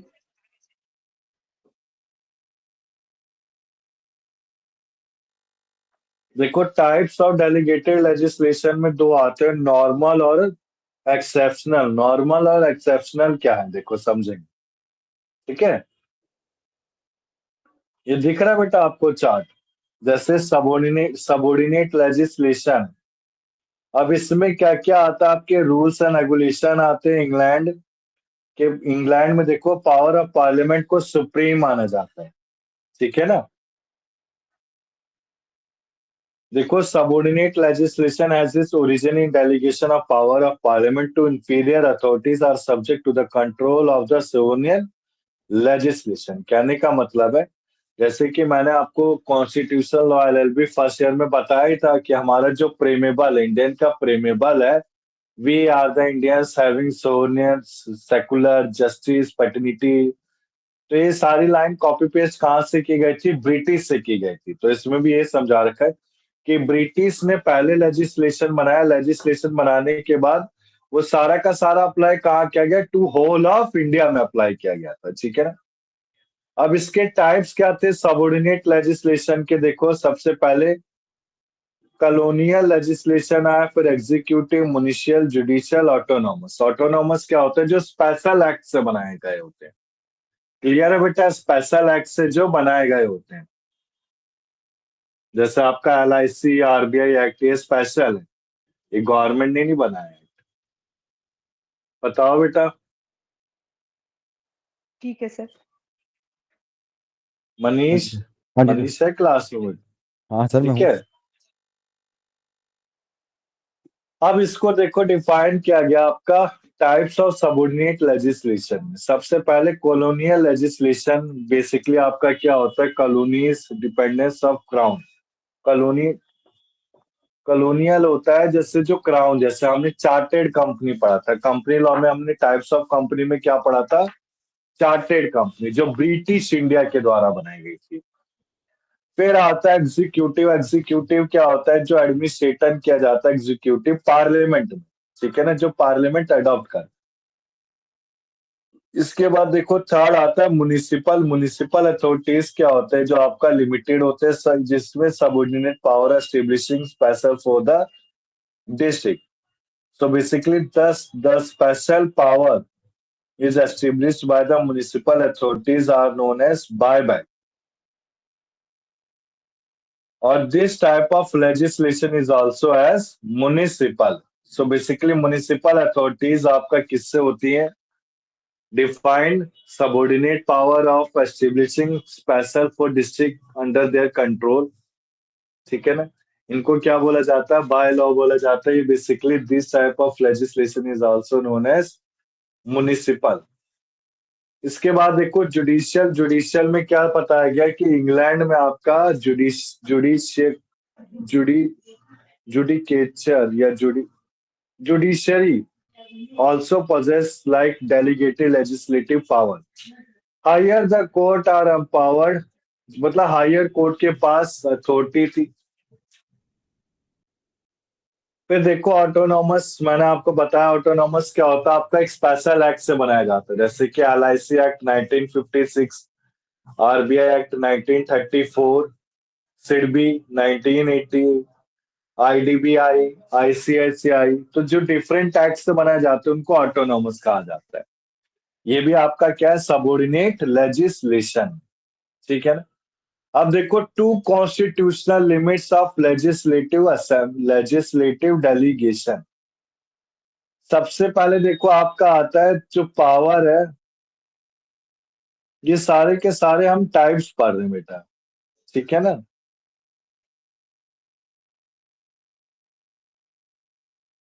एक मिनट, डेलीगेटेड लेजिस्लेशन को हम कंप्लीट करेंगे, हाँ।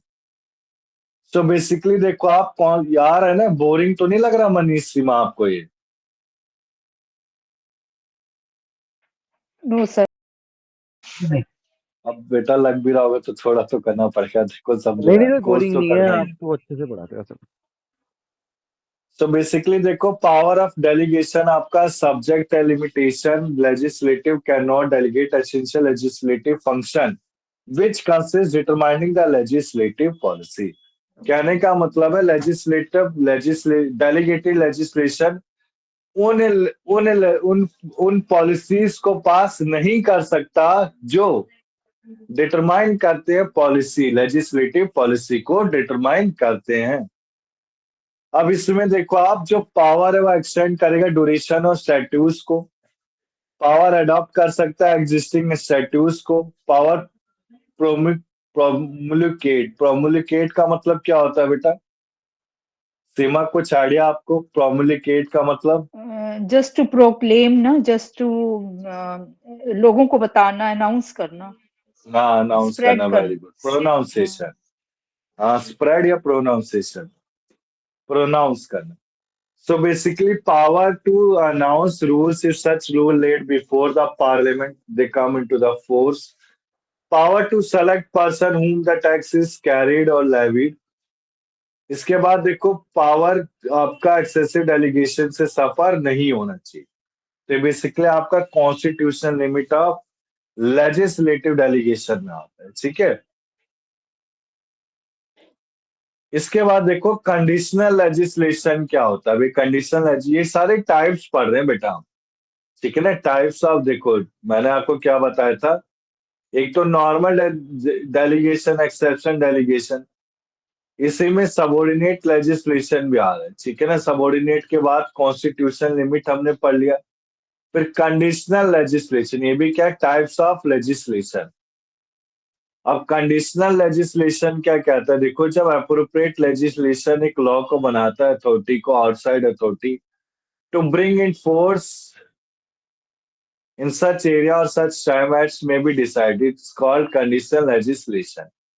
So basically इसमें क्या होता है, एग्जीक्यूटिव डिसाइड करता है कि कब वो फोर्स में आएगा, किस पीरियड में इम्प्लीमेंट, सस्पेंड कर देनी चाहिए, किस प्लेस में जब वो अप्लाई किया जाए, ठीक है। सो बेसिकली कंडीशनल लेजिस्लेशन आपको डिफाइन किया गया है, जो प्रोवाइड करता है कंट्रोल, स्पेसिफाई करता है with a given administrative authority, ठीक है ना।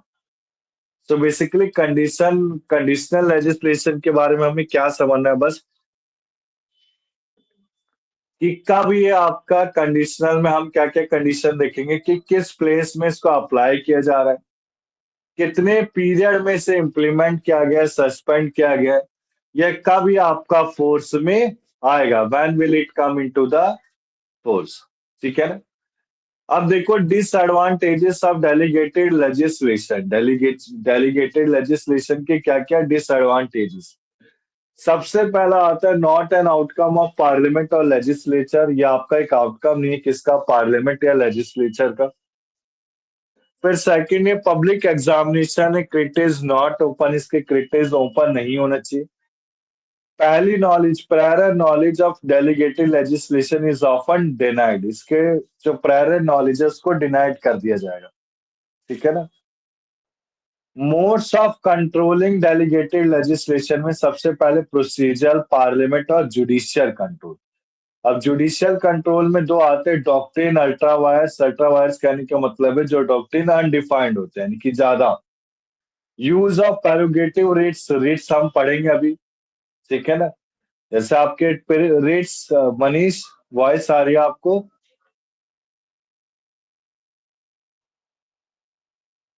मनीष वॉइस आ रही है? मनीष है नहीं लगता।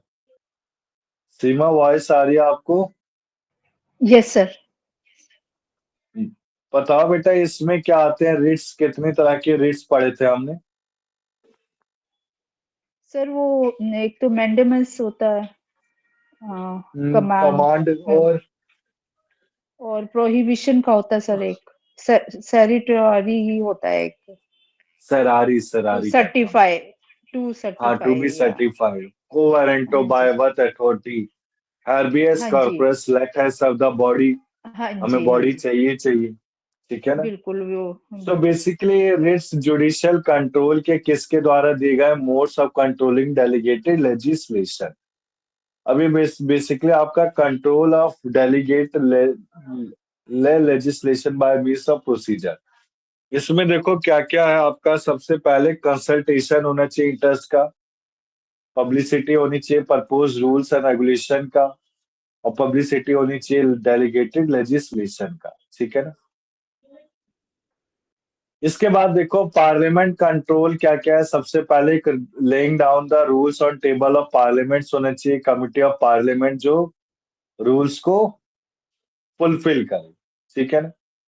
इसके बाद देखो बेटा इसमें, हाँ इसमें पढ़ लेना आप, ये क्या क्या है देखो, by laying on the table of parliament further discretion, laying subject to annulation, laying subject to affirmative resolution, deferred operation, ठीक है ना। इसके बाद देखो ये लास्ट है, फिर मेरे को एक टॉपिक कराना है आपका, कंपनीज एक्ट का ऑपरेशन और मिसमैनेजमेंट, ठीक है ना। थोड़ा इंटरेस्टिंग है क्योंकि थ्योरी काफी हो जाएगी। By committee of parliament scrutinising the rules of mean, scrutinise यानी कि चेंज कर। तो मेन फंक्शन के क्या क्या ऑब्जेक्ट हैं, सबसे पहले चेक करना कि रूल्स आपके अकॉर्डिंग्स है कि नहीं है, रूल्स कंटेन कर रहे मैटर, इम्पोजिशन ऑफ टैक्स हो रहा है, directly bars jurisdiction of court हो रहा है, रेट्रोस्पेक्टिव है, इट इंक्लूड्स एक्सपेंडिचर, ठीक है ना, whether there are unjustified delay in publication laying, whether for any reason it require further elucidation. Clear है सीमा, आगे चले हम अब। हाँ जी सर। मनीष है क्लास में, चेक करना एक बार आप। हाँ जी है सर। मनीष वॉइस आ रही है? तो मोबाइल रख के कहीं चला गया लड़का, कोई नहीं। देखना बेटा, हम नेक्स्ट, अभी मैं ना आपको एक ऑपरेशन मिसमैनेजमेंट समझा देता हूँ, काफी अच्छा टॉपिक है, ठीक है ना। तो ये सारे टॉपिक, ये सारे के सारे हैं, ठीक। पब्लिक ऑपरेशन है, फिर रीड्स है। मैं एक बार चेक कर रहा हूँ सीमा, बस नीचे देख देख के कि हाँ क्या क्या कराना है। ठीक है, तो हम स्टार्ट करते हैं अपना ऑपरेशन एंड मिसमैनेजमेंट। क्या ये नोट पहुंच गए थे ऑपरेशन मिसमैनेजमेंट के आपके पास? सर ये तो मैंने नहीं देखे।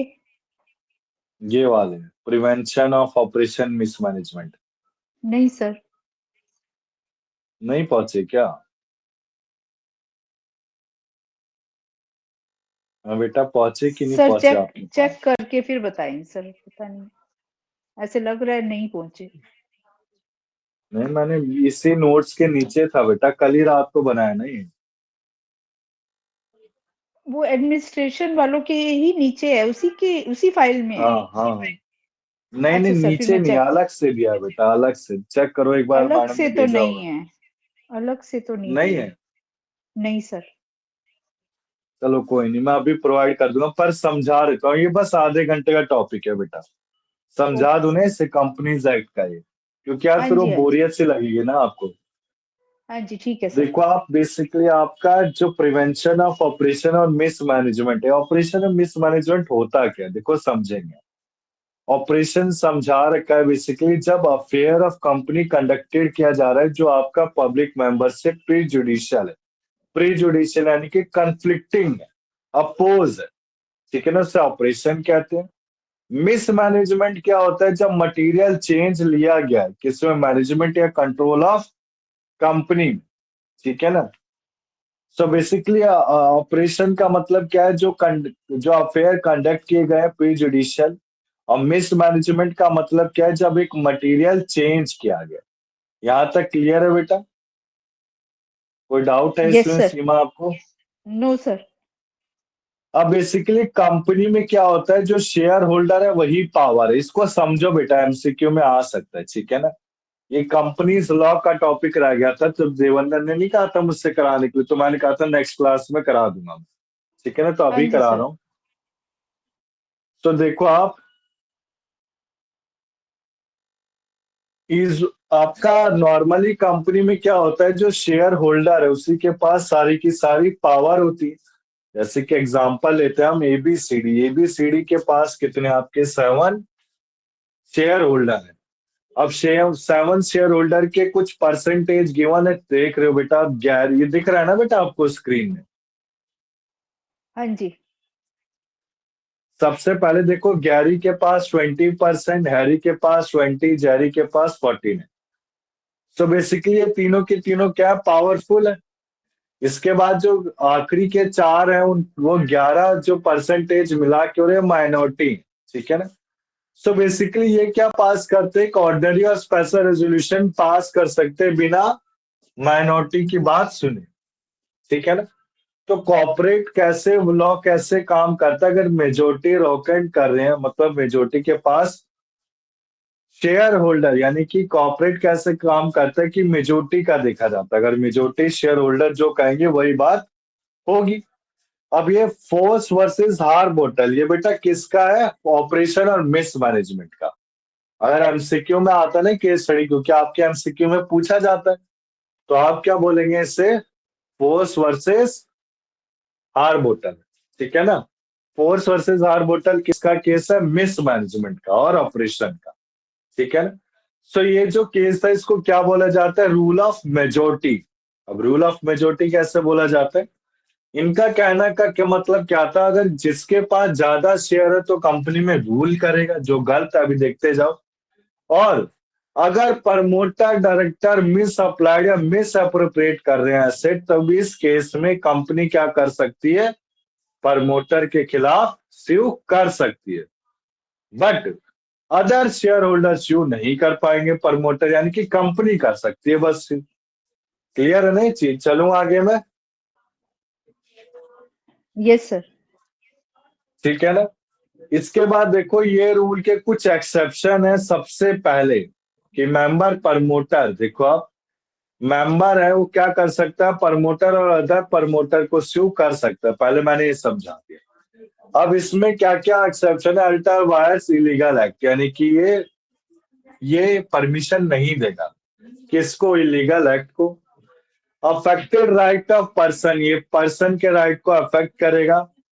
फ्रॉड अगर माइनॉरिटी में हो रहा है, देखो इन तीनों का सोल्यूशन दिया है बेटा, एरो बना है ना, सीमा दिख रहा होगा आपको। तो मेंबर क्या कर सकता है? स्यू कर सकता है प्रमोटर या फिर अदर मेंबर को, ठीक है। इसको क्या बोला जाता है? माइनॉरिटी के ऊपर फ्रॉड, फ्रॉड ऑन माइनॉरिटी, ठीक है ना।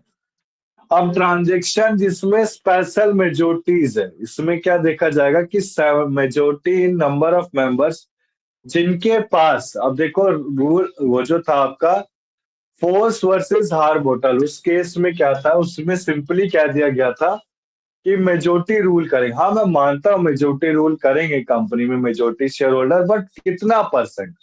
वो अब स्पेसिफाई किया गया, कितना? 75% से ज्यादा। क्लियर है सीमा आपको ये चीज? Yes sir. आ गया ना बेटा ऑपरेशन मिसमैनेजमेंट? ऑपरेशन मिसमैनेजमेंट हाँ कहने का जी। मतलब है कि जिसके पास जितना शेयर होल्डर होगा वो उतना कंपनी को रूल करेगा, माइनॉरिटी रूल नहीं करेगी, ठीक है ना। हाँ और जी। परसेंटेज काफी अच्छे से तरीके से हमें समझा दी गई, कितना? 75%, ठीक है ना। अब इसके कुछ केसेस हैं, केस लॉ और एग्जांपल ऑफ ऑपरेशन है। जैसे कि आपका जनरल मीटिंग को कॉल नहीं किया गया, शेयर होल्डर को डार्क में रखा गया, तो क्या आपका ऑपरेशन है, ठीक है ना। किसी भी मेंबर को डिविडेंड नहीं मिला, ऑपरेशन है। नॉट डिक्लेरेशन डिविडेंड, बेटा वो उसके मीटिंग किसकी क्या कहते हैं, एनुअल जनरल मीटिंग में होता है, तो ये गलत है। स्टैट्यूटरी रिकॉर्ड को मेंटेन नहीं करना, ऑपरेशन है, मतलब गलत है। समझ रहे हो ना आप ये चीज? शेयर को ट्रांसफर करना, ऑपरेशन है। इशू को बेनिफिट ऑफ सेक्शन को देना, माइनॉरिटी एंगेज माइनॉरिटी, गलत है।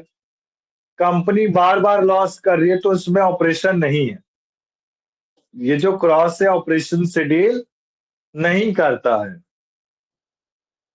ठीक है सीमा? यस सर, ये मिसमैनेजमेंट होगा सर, है ना। हाँ मिसमैनेजमेंट, ठीक है ना।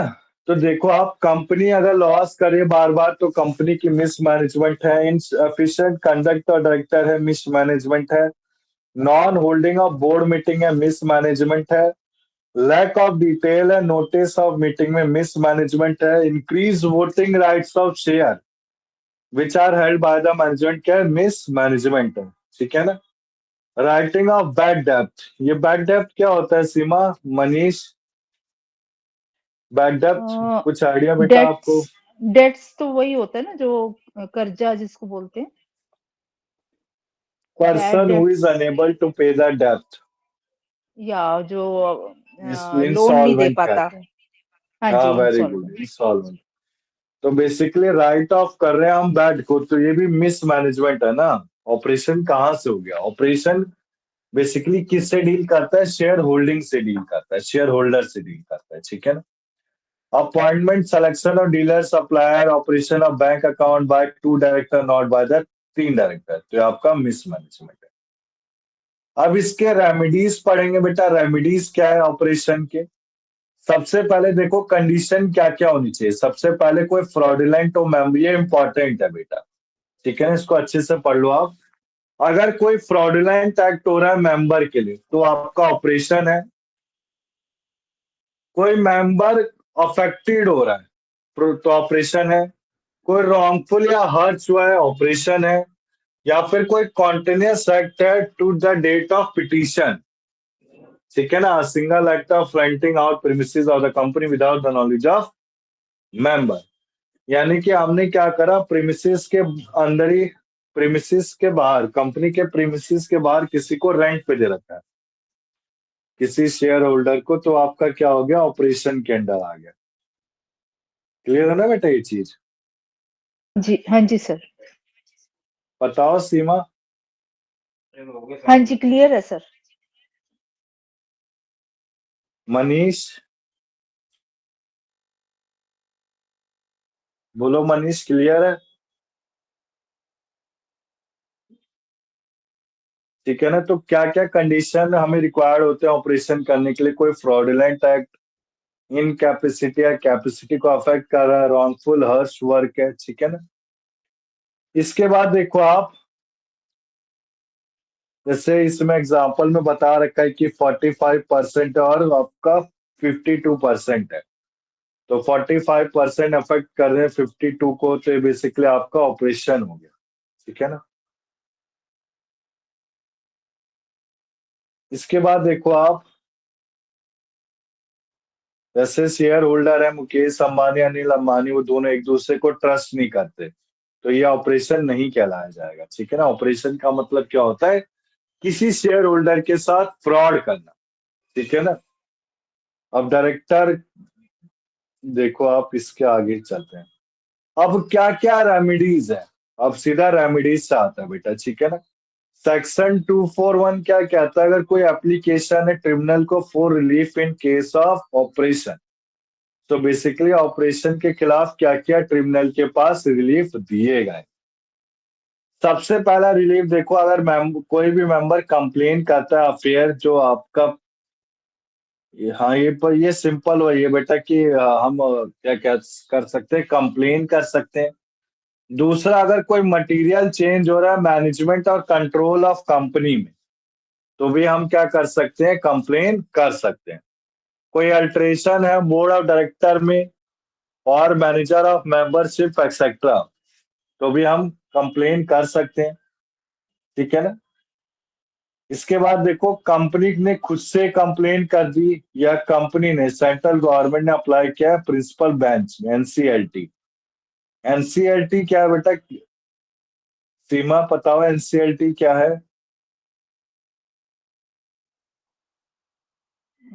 पता नहीं है सर। अभी तो बताया बेटा, नेशनल कंपनी लॉ ट्रिब्यूनल। अच्छा सर। नेशनल, हाँ national national company company law law tribunal. Tribunal, tribunal, ठीक है सर। ट्रिब्यूनल, हाँ। हाँ जी ट्रिब्यूनल।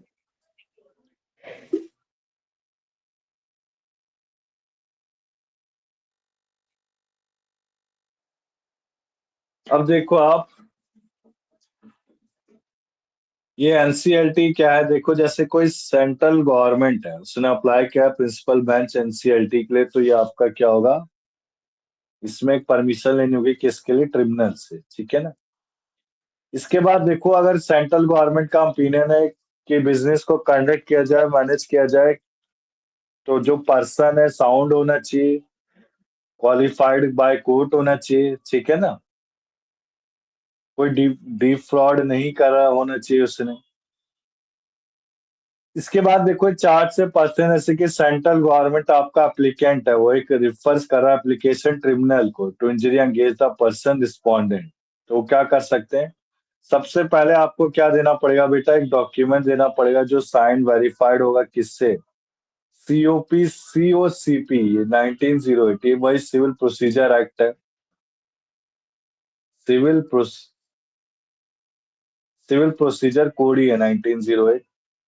इसके बाद concise statement of material necessary for inquiry. इसके बाद देखो, section 244, right to apply under section 241। इसमें क्या बता रखा है, अगर कंपनी का शेयर कैपिटल है और कंपनी के पास शेयर कैपिटल नहीं, अगर कंपनी के पास शेयर कैपिटल है तो 100 मेंबर या फिर कम से कम 1/10 of the total member apply करेंगे ट्रिब्यूनल में, ठीक है ना। अगर कंपनी के पास शेयर कैपिटल नहीं है, बेटा लिमिट लर्न कर लेना आप एग्जामिनेशन पॉइंट से, बस at least 1/5 of total number of member apply करेंगे tribunal can waive the of requirement, ठीक है ना। इसके बाद देखो मेंबर या मेंबर ने होल्ड कर रखा है at least 1/3 of issued share capital, applicants ने पेड कर रखे हैं सारे call sum due on their share, ठीक है। और 100 members need not apply separately, one or more apply on behalf of taking their return concern, यानी कि सारे के सारे मेंबर अप्लाई नहीं करेंगे, बस एक अप्लाई करेगा। किसमें अप्लाई करने की बात हो रही, ट्रिब्यूनल, ठीक है ना। इसके बाद देखो आप, अगर शेयर्स आपके हेल्ड हो रहे हैं 2 और more person ज्वाइंटली, तो काउंटेड कैसे किए जाएंगे, 1%। इशूड शेयर कैपिटल में आपका इक्विटी प्रेफरेंस पेड अप होना चाहिए। इक्विटी और प्रेफरेंस शेयर कैपिटल के शेयर कैपिटल के टाइप होते हैं। इक्विटी शेयर क्या है, जिसमें आपको वोटिंग राइट्स मिलते हैं, डिविडेंड आपका कम मिलता है at the time of winding up. वहीं आपका प्रेफरेंस शेयर क्या है, इसमें preference share holder do not enjoy voting right but the dividend can be claim और can be achieve at any time, ठीक है ना। तो इसमें देखो आप सेक्शन 242 में ही आ जाता हूं मैं सीधा। ये पावर ऑफ ट्रिब्यूनल के बारे में बता रहा है। अगर कोई रिसिप्ट ऑफ एप्लीकेशन होगी, अगर ट्रिब्यूनल ऑप्शन पे, तो कंपनी अफेयर के पास वही है बेटा, to wind up the company would be unfair. मतलब ट्रिब्यूनल, पावर ऑफ ट्रिब्यूनल का कहने का मतलब क्या, अगर मान लो कोई भी फंक्शनिंग अपोज हो रही है पब्लिक पॉलिसी के लिए या पब्लिक पॉलिसी के लिए जो एक अगेंस्ट है, तो इसमें क्या कर सकता है ट्रिब्यूनल, ओपिनियन ले सकता है, एक अप्रोप्रिएट ऑर्डर बनाएगा with a view to bring the matter complaint. या फिर कंपनी को वाइंड अप अनफेयर मेंबर्स से फैक्ट जस्टिफाई नहीं कर रहे कि कंपनी वाइंड अप होनी चाहिए, ठीक है ना। तो बस देखो आप, ये ट्रिब्यूनल क्या क्या ऑर्डर प्रोवाइड कर सकता है, आप इसको पढ़ लो तो इनफ है, ठीक है सीमा। ये दिख रहा है बेटा आपको चार्ट, ओके, हाँ जी सर, आपको ठीक है, क्या पढ़ पढ़ना है, लेंगे। देखो हाँ, ऑपरेशन एंड मिसमैनेजमेंट में तो फॉस वर्सेस हार्बोटल का केस, ऑपरेशन की डेफिनेशन, मिसमैनेजमेंट की डेफिनेशन, किस कंडीशन में ऑपरेशन हो सकता है, फ्रॉड पढ़ा था ना बेटा अभी, फ्रॉड है, अपोज है। या फिर ट्रिब्यूनल क्या क्या प्रोवाइड करेगा, जो अभी चार्ट ये खोला है इसको पढ़ लेना आप, ठीक है ना। जैसे कि इसमें पहले बता ओके, रखा है, अगर affair of company of regulation of affair of company in future होता है, तो इम्पोजिशन ऑफ कॉस्ट होना चाहिए। शेयर को परचेज किया जा रहा है कंपनी से अदर मेंबर से, तो रिडक्शन होना चाहिए शेयर कैपिटल का। रिस्ट्रिक्ट कर देंगे ट्रांसफर अलॉटमेंट ऑफ शेयर। अगर कोई डायरेक्टर का अपॉइंटमेंट हो रहा है तो रिमूवल होना चाहिए MD, manager, managing director, manager director का, उसके मैनर का रिमूवल के, ठीक है ना। कहीं उसमें कोई गेन, अनड्यू गेन तो नहीं है, अनड्यू गेन है। और ये आई इन्वेस्टर एजुकेशन प्रोटेक्शन फंड है बेटा, IEPF, ये इन्वेस्टर एजुकेशन प्रोटेक्शन फंड होता है, यानी कि कोई, देखो आप इन्वेस्टर है, ठीक है ना, अगर उससे अनड्यू गेन दिया जा रहा है, रिकवरी की जा रही है, तो जो रिकवरी होगी वो किस में ट्रांसफर कर दी जाती है, IEPF, investor education protection fund, या फिर रिपेमेंट ऑफ विक्टिम होगा, ठीक है ना।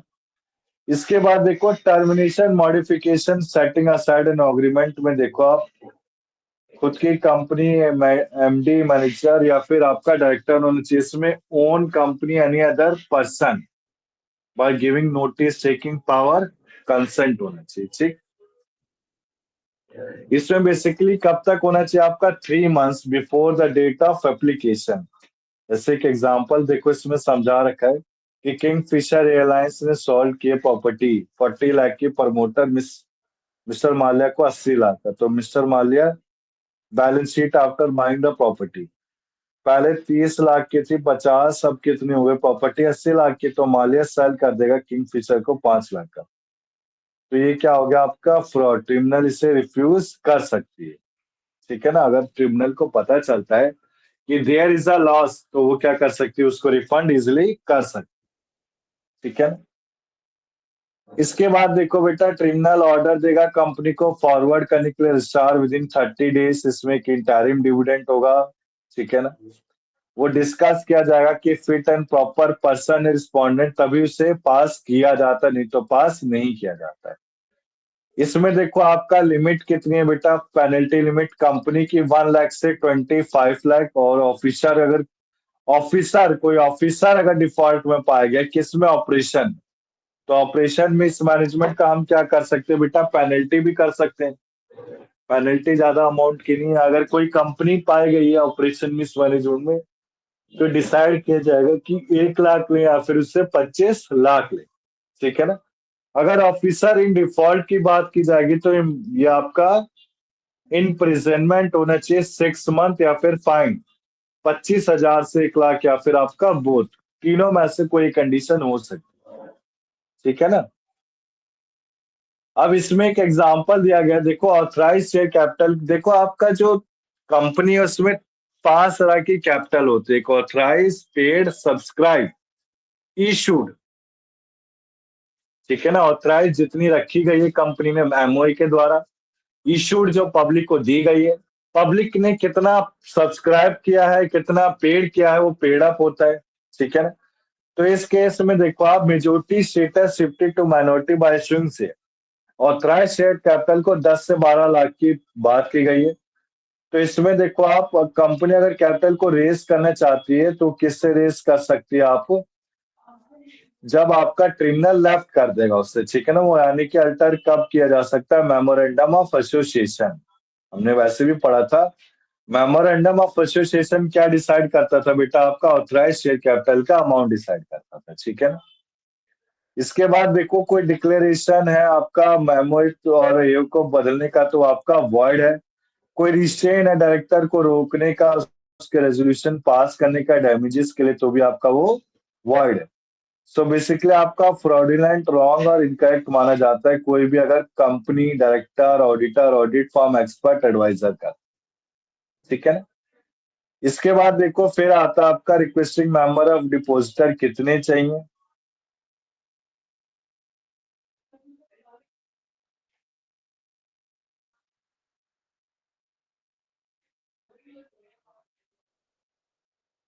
सीमा थोड़ा बहुत आया ऊपर का समझ में? सर ज्यादा तो नहीं आ रहा, बट पढ़ लेंगे, आ रहा है वैसे कुछ तो। आ रहा है ना। हाँ जी सर। तो ऑपरेशन मिसमैनेजमेंट तो अच्छे से आ गया ना बेटा समझ में, कि हाँ जी, ऑपरेशन हाँ क्या जी, होता है, मिसमैनेजमेंट, हाँ जी, वो फॉस समझ आ वर्सेस गया। हर्बोटल का केस, कंडीशन हाँ जी, कैसे ट्रिब्यूनल कैसे अप्लाई कर सकता है। अब एक हाँ जी, लास्ट का वो मैं आ गया। बता देता हूँ बेटा, ये एक मिनट, ये छोड़ दो, इतना नहीं आना चाहिए मेरे हिसाब से, इतना नहीं, इतनी टेंशन मत लो आप लोग, ठीक है ना। तो बताओ बेटा कोई डाउट है? नहीं सर, समझ मनीष, तो आ रहा है। तो हमने आज एडमिनिस्ट्रेटिव लॉ में क्या क्या पढ़ा है, कुछ बेटा बताएंगे आप? बस 5-10 मिनट बता दो, फिर क्लास एंड कर देंगे हम, ठीक है। आज बच्चे नहीं, हम वैसे भी थोड़ा जल्दी जल्दी ही करा रहा हूँ। सर बोलो सीमा। एडमिनिस्ट्रेटिव लॉ में एक तो 3 सेपरेट चीजें पार्ट्स। पढ़ी थी ना आज हाँ हमने। जी, सेपरेट हाँ, पार्ट्स के बारे में पढ़ा है कि तीनों। सेपरेशन ऑफ पावर पढ़ा, हाँ केटी, जी, प्रोफेसर केटी शाल आया था। हाँ फिर जी, हमने उसके पढ़ा rule of law, rule of law पढ़ा, जिससे लॉ लेगिटी और का आ गया था। ये हाँ डायसी जी, लाया था, ठीक है डाइसी ना। लाए थे। हाँ जी, फिर हमने डेलीगेटेड लेजिस्लेशन के बारे में पढ़ा, कि कोई एक्टी लॉ ऑस्टिन को लाए। पास, हाँ, ऑस्टिन लाया था, ठीक है ना। और कोई डाउट है बताओ बेटा? अभी नहीं सर। क्लास नहीं एंड कर सकते, नहीं अभी एंड नहीं कर सकते ना बेटा मैं। अच्छा, हम्म, कर दीजिए सर अभी एंड, नहीं कर अगर सकते। हो गया तो सारा। नहीं नहीं नहीं बेटा, अभी नहीं कर सकता। मनीष अच्छा कोई डाउट है आपका? 10 मिनट तो थोड़ा है, 10 मिनट चलेगी बेटा। बताओ मनीष कोई डाउट? इसमें देखो आप, आपका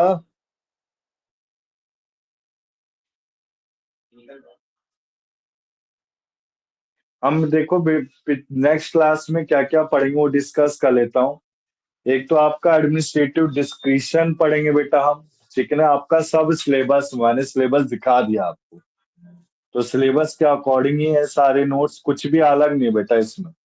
एडमिनिस्ट्रेटिव ट्रिब्यूनल्स पढ़ेंगे, ट्रिब्यूनल्स आपको पता है एनसीएलटी, सिक्योरिटी अपने ट्रिब्यूनल, इनकम टैक्स अपने ट्रिब्यूनल, तो एडमिनिस्ट्रेटिव ट्रिब्यूनल होता है, कोई एडमिनिस्ट्रेटिव से डील करता है, ठीक है ना।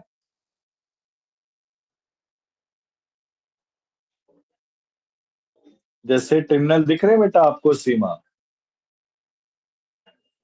सर अभी तो नहीं दिख रहा, हाँ अब दिख रहा है।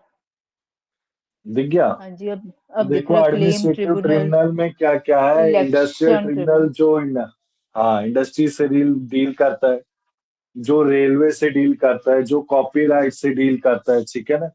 Income tax appeal tribunal, claim claim tribunal, election tribunal, ठीक है। Yes sir.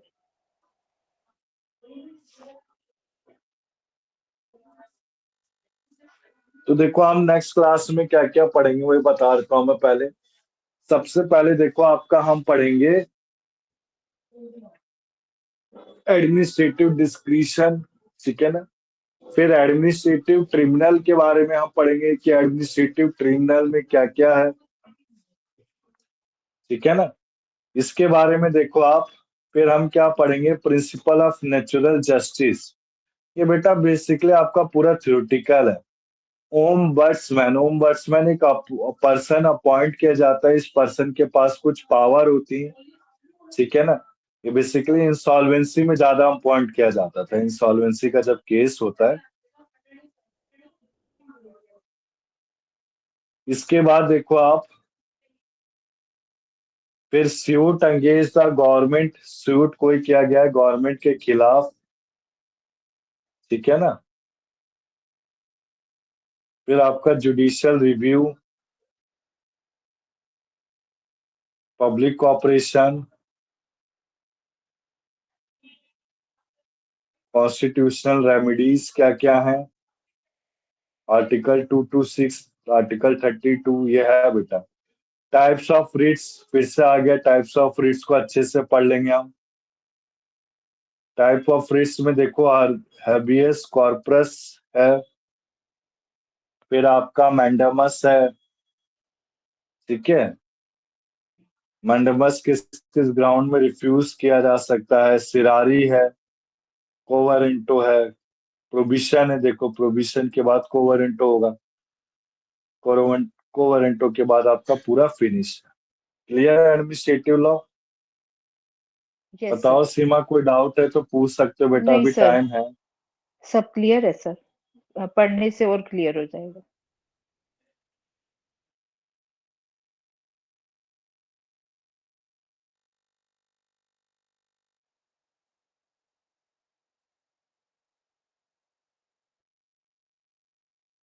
पिछला पेपर होता तो वही दिखा देता मैं, कंपनी लॉ का।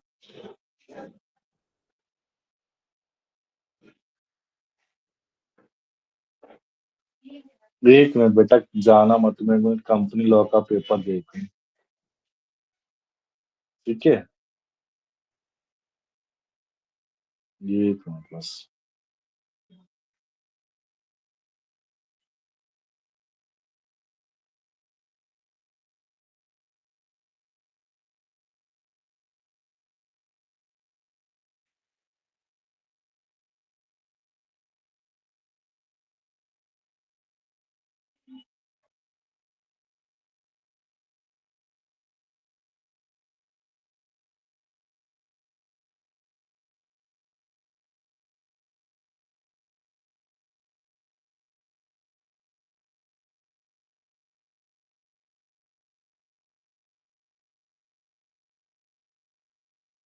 ये लिंक, हाँ ये रहा।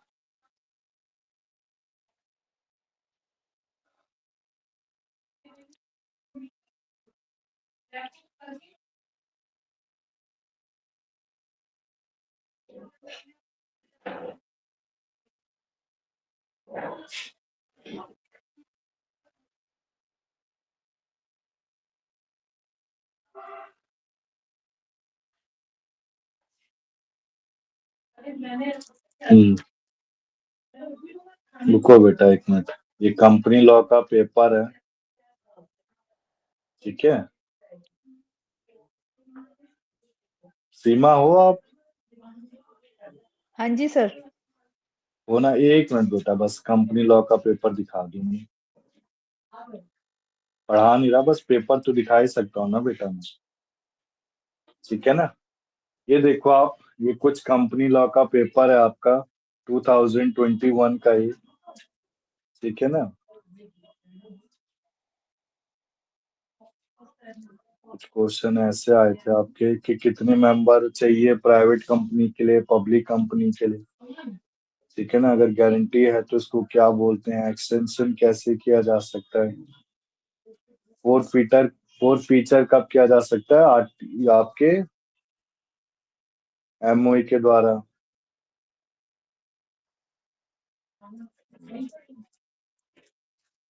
सर ये पेपर सेंड कर सकते हैं?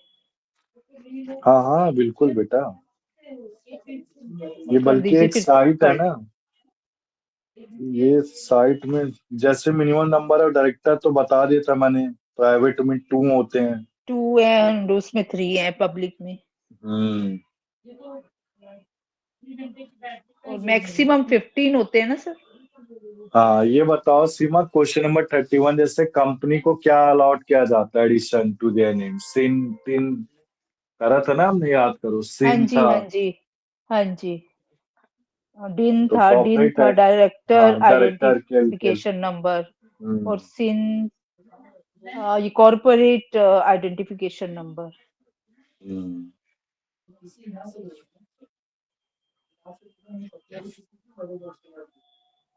करेक्ट है बेटा।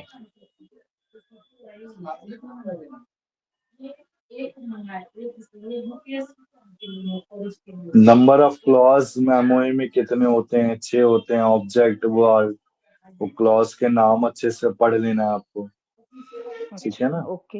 हाँ जी।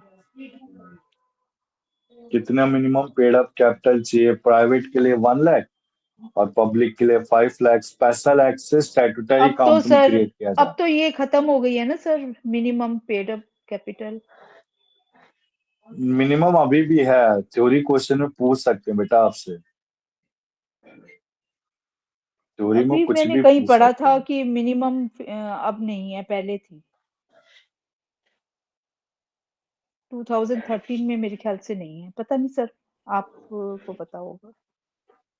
नहीं नहीं है बेटा, अच्छा अभी ओके। 2021 का पेपर खोला, उसमें तो आया बेटा क्वेश्चन ही अच्छा है। ओके।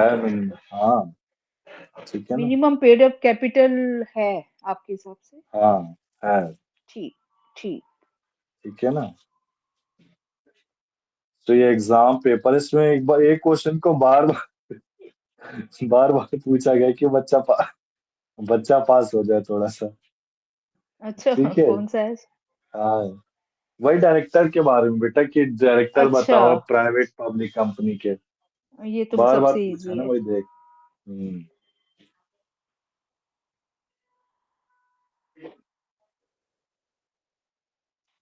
एक कौन सी मीटिंग होती है जिसमें सारे डायरेक्ट, एनुअल जनरल मीटिंग, और हाँ जी, एनुअल और जनरल एक, मीटिंग में ही होता है बस। बोर्ड मीटिंग में बोर्ड होते हैं बेटा, हाँ जी, general meeting EGM, normal. EGM में शेयर होल्डर्स होते हैं मेरे ख्याल से। हाँ, एजीएम और ईजीएम में होते हैं, तो ईजीएम, एजीएम फर्स्ट ईजीएम ही। में एक्स्ट्राऑर्डिनरी। हाँ जी।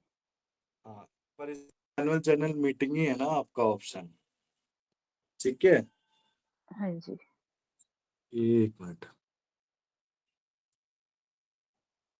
एक मिनट बेटा,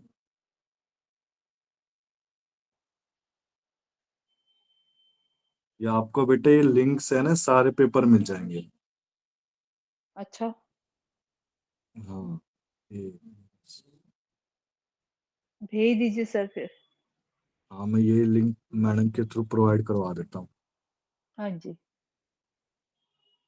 ये बेटा आपका एडमिनिस्ट्रेटिव लॉ का है। हाँ जी, ये सारे सर भेज दीजिए प्लीज। हम्म, ये मैं सारे प्रोवाइड करवा देता हूँ, ठीक है। हाँ जी। हाँ जी।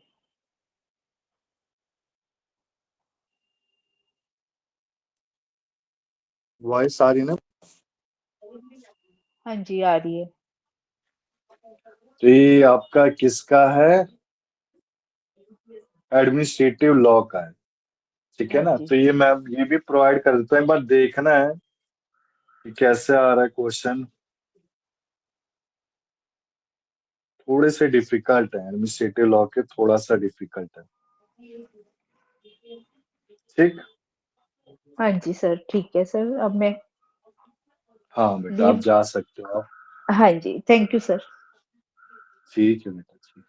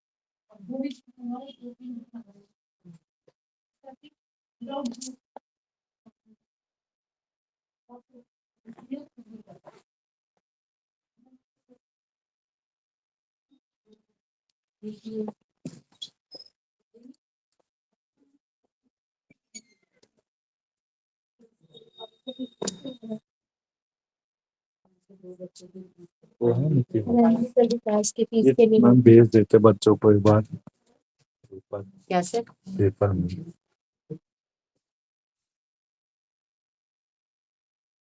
परेशान कर दिया आपको मैंने। नहीं मैं थर्ड ईयर के में रूम में भेजना बैठा था ना। मेरे थर्ड ना, ईयर में भेजना है ना हाँ थर्ड ईयर में मैं। आपने मुझे भेजा है ये हाँ अभी ये दोनों, और ये सेकंड में भेज देना।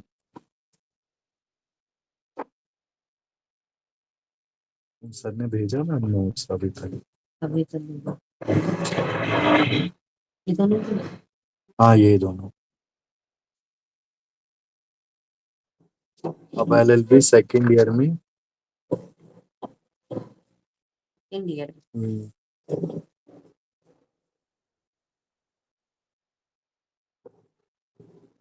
से बिल्कुल ज्वाइन नहीं होते थर्ड ईयर की क्लास क्या बंद बोल रहे करवानी पड़ेगी ये वाला है डॉक्टर। थर्ड ईयर में तो ही 3 बच्चे करेंगे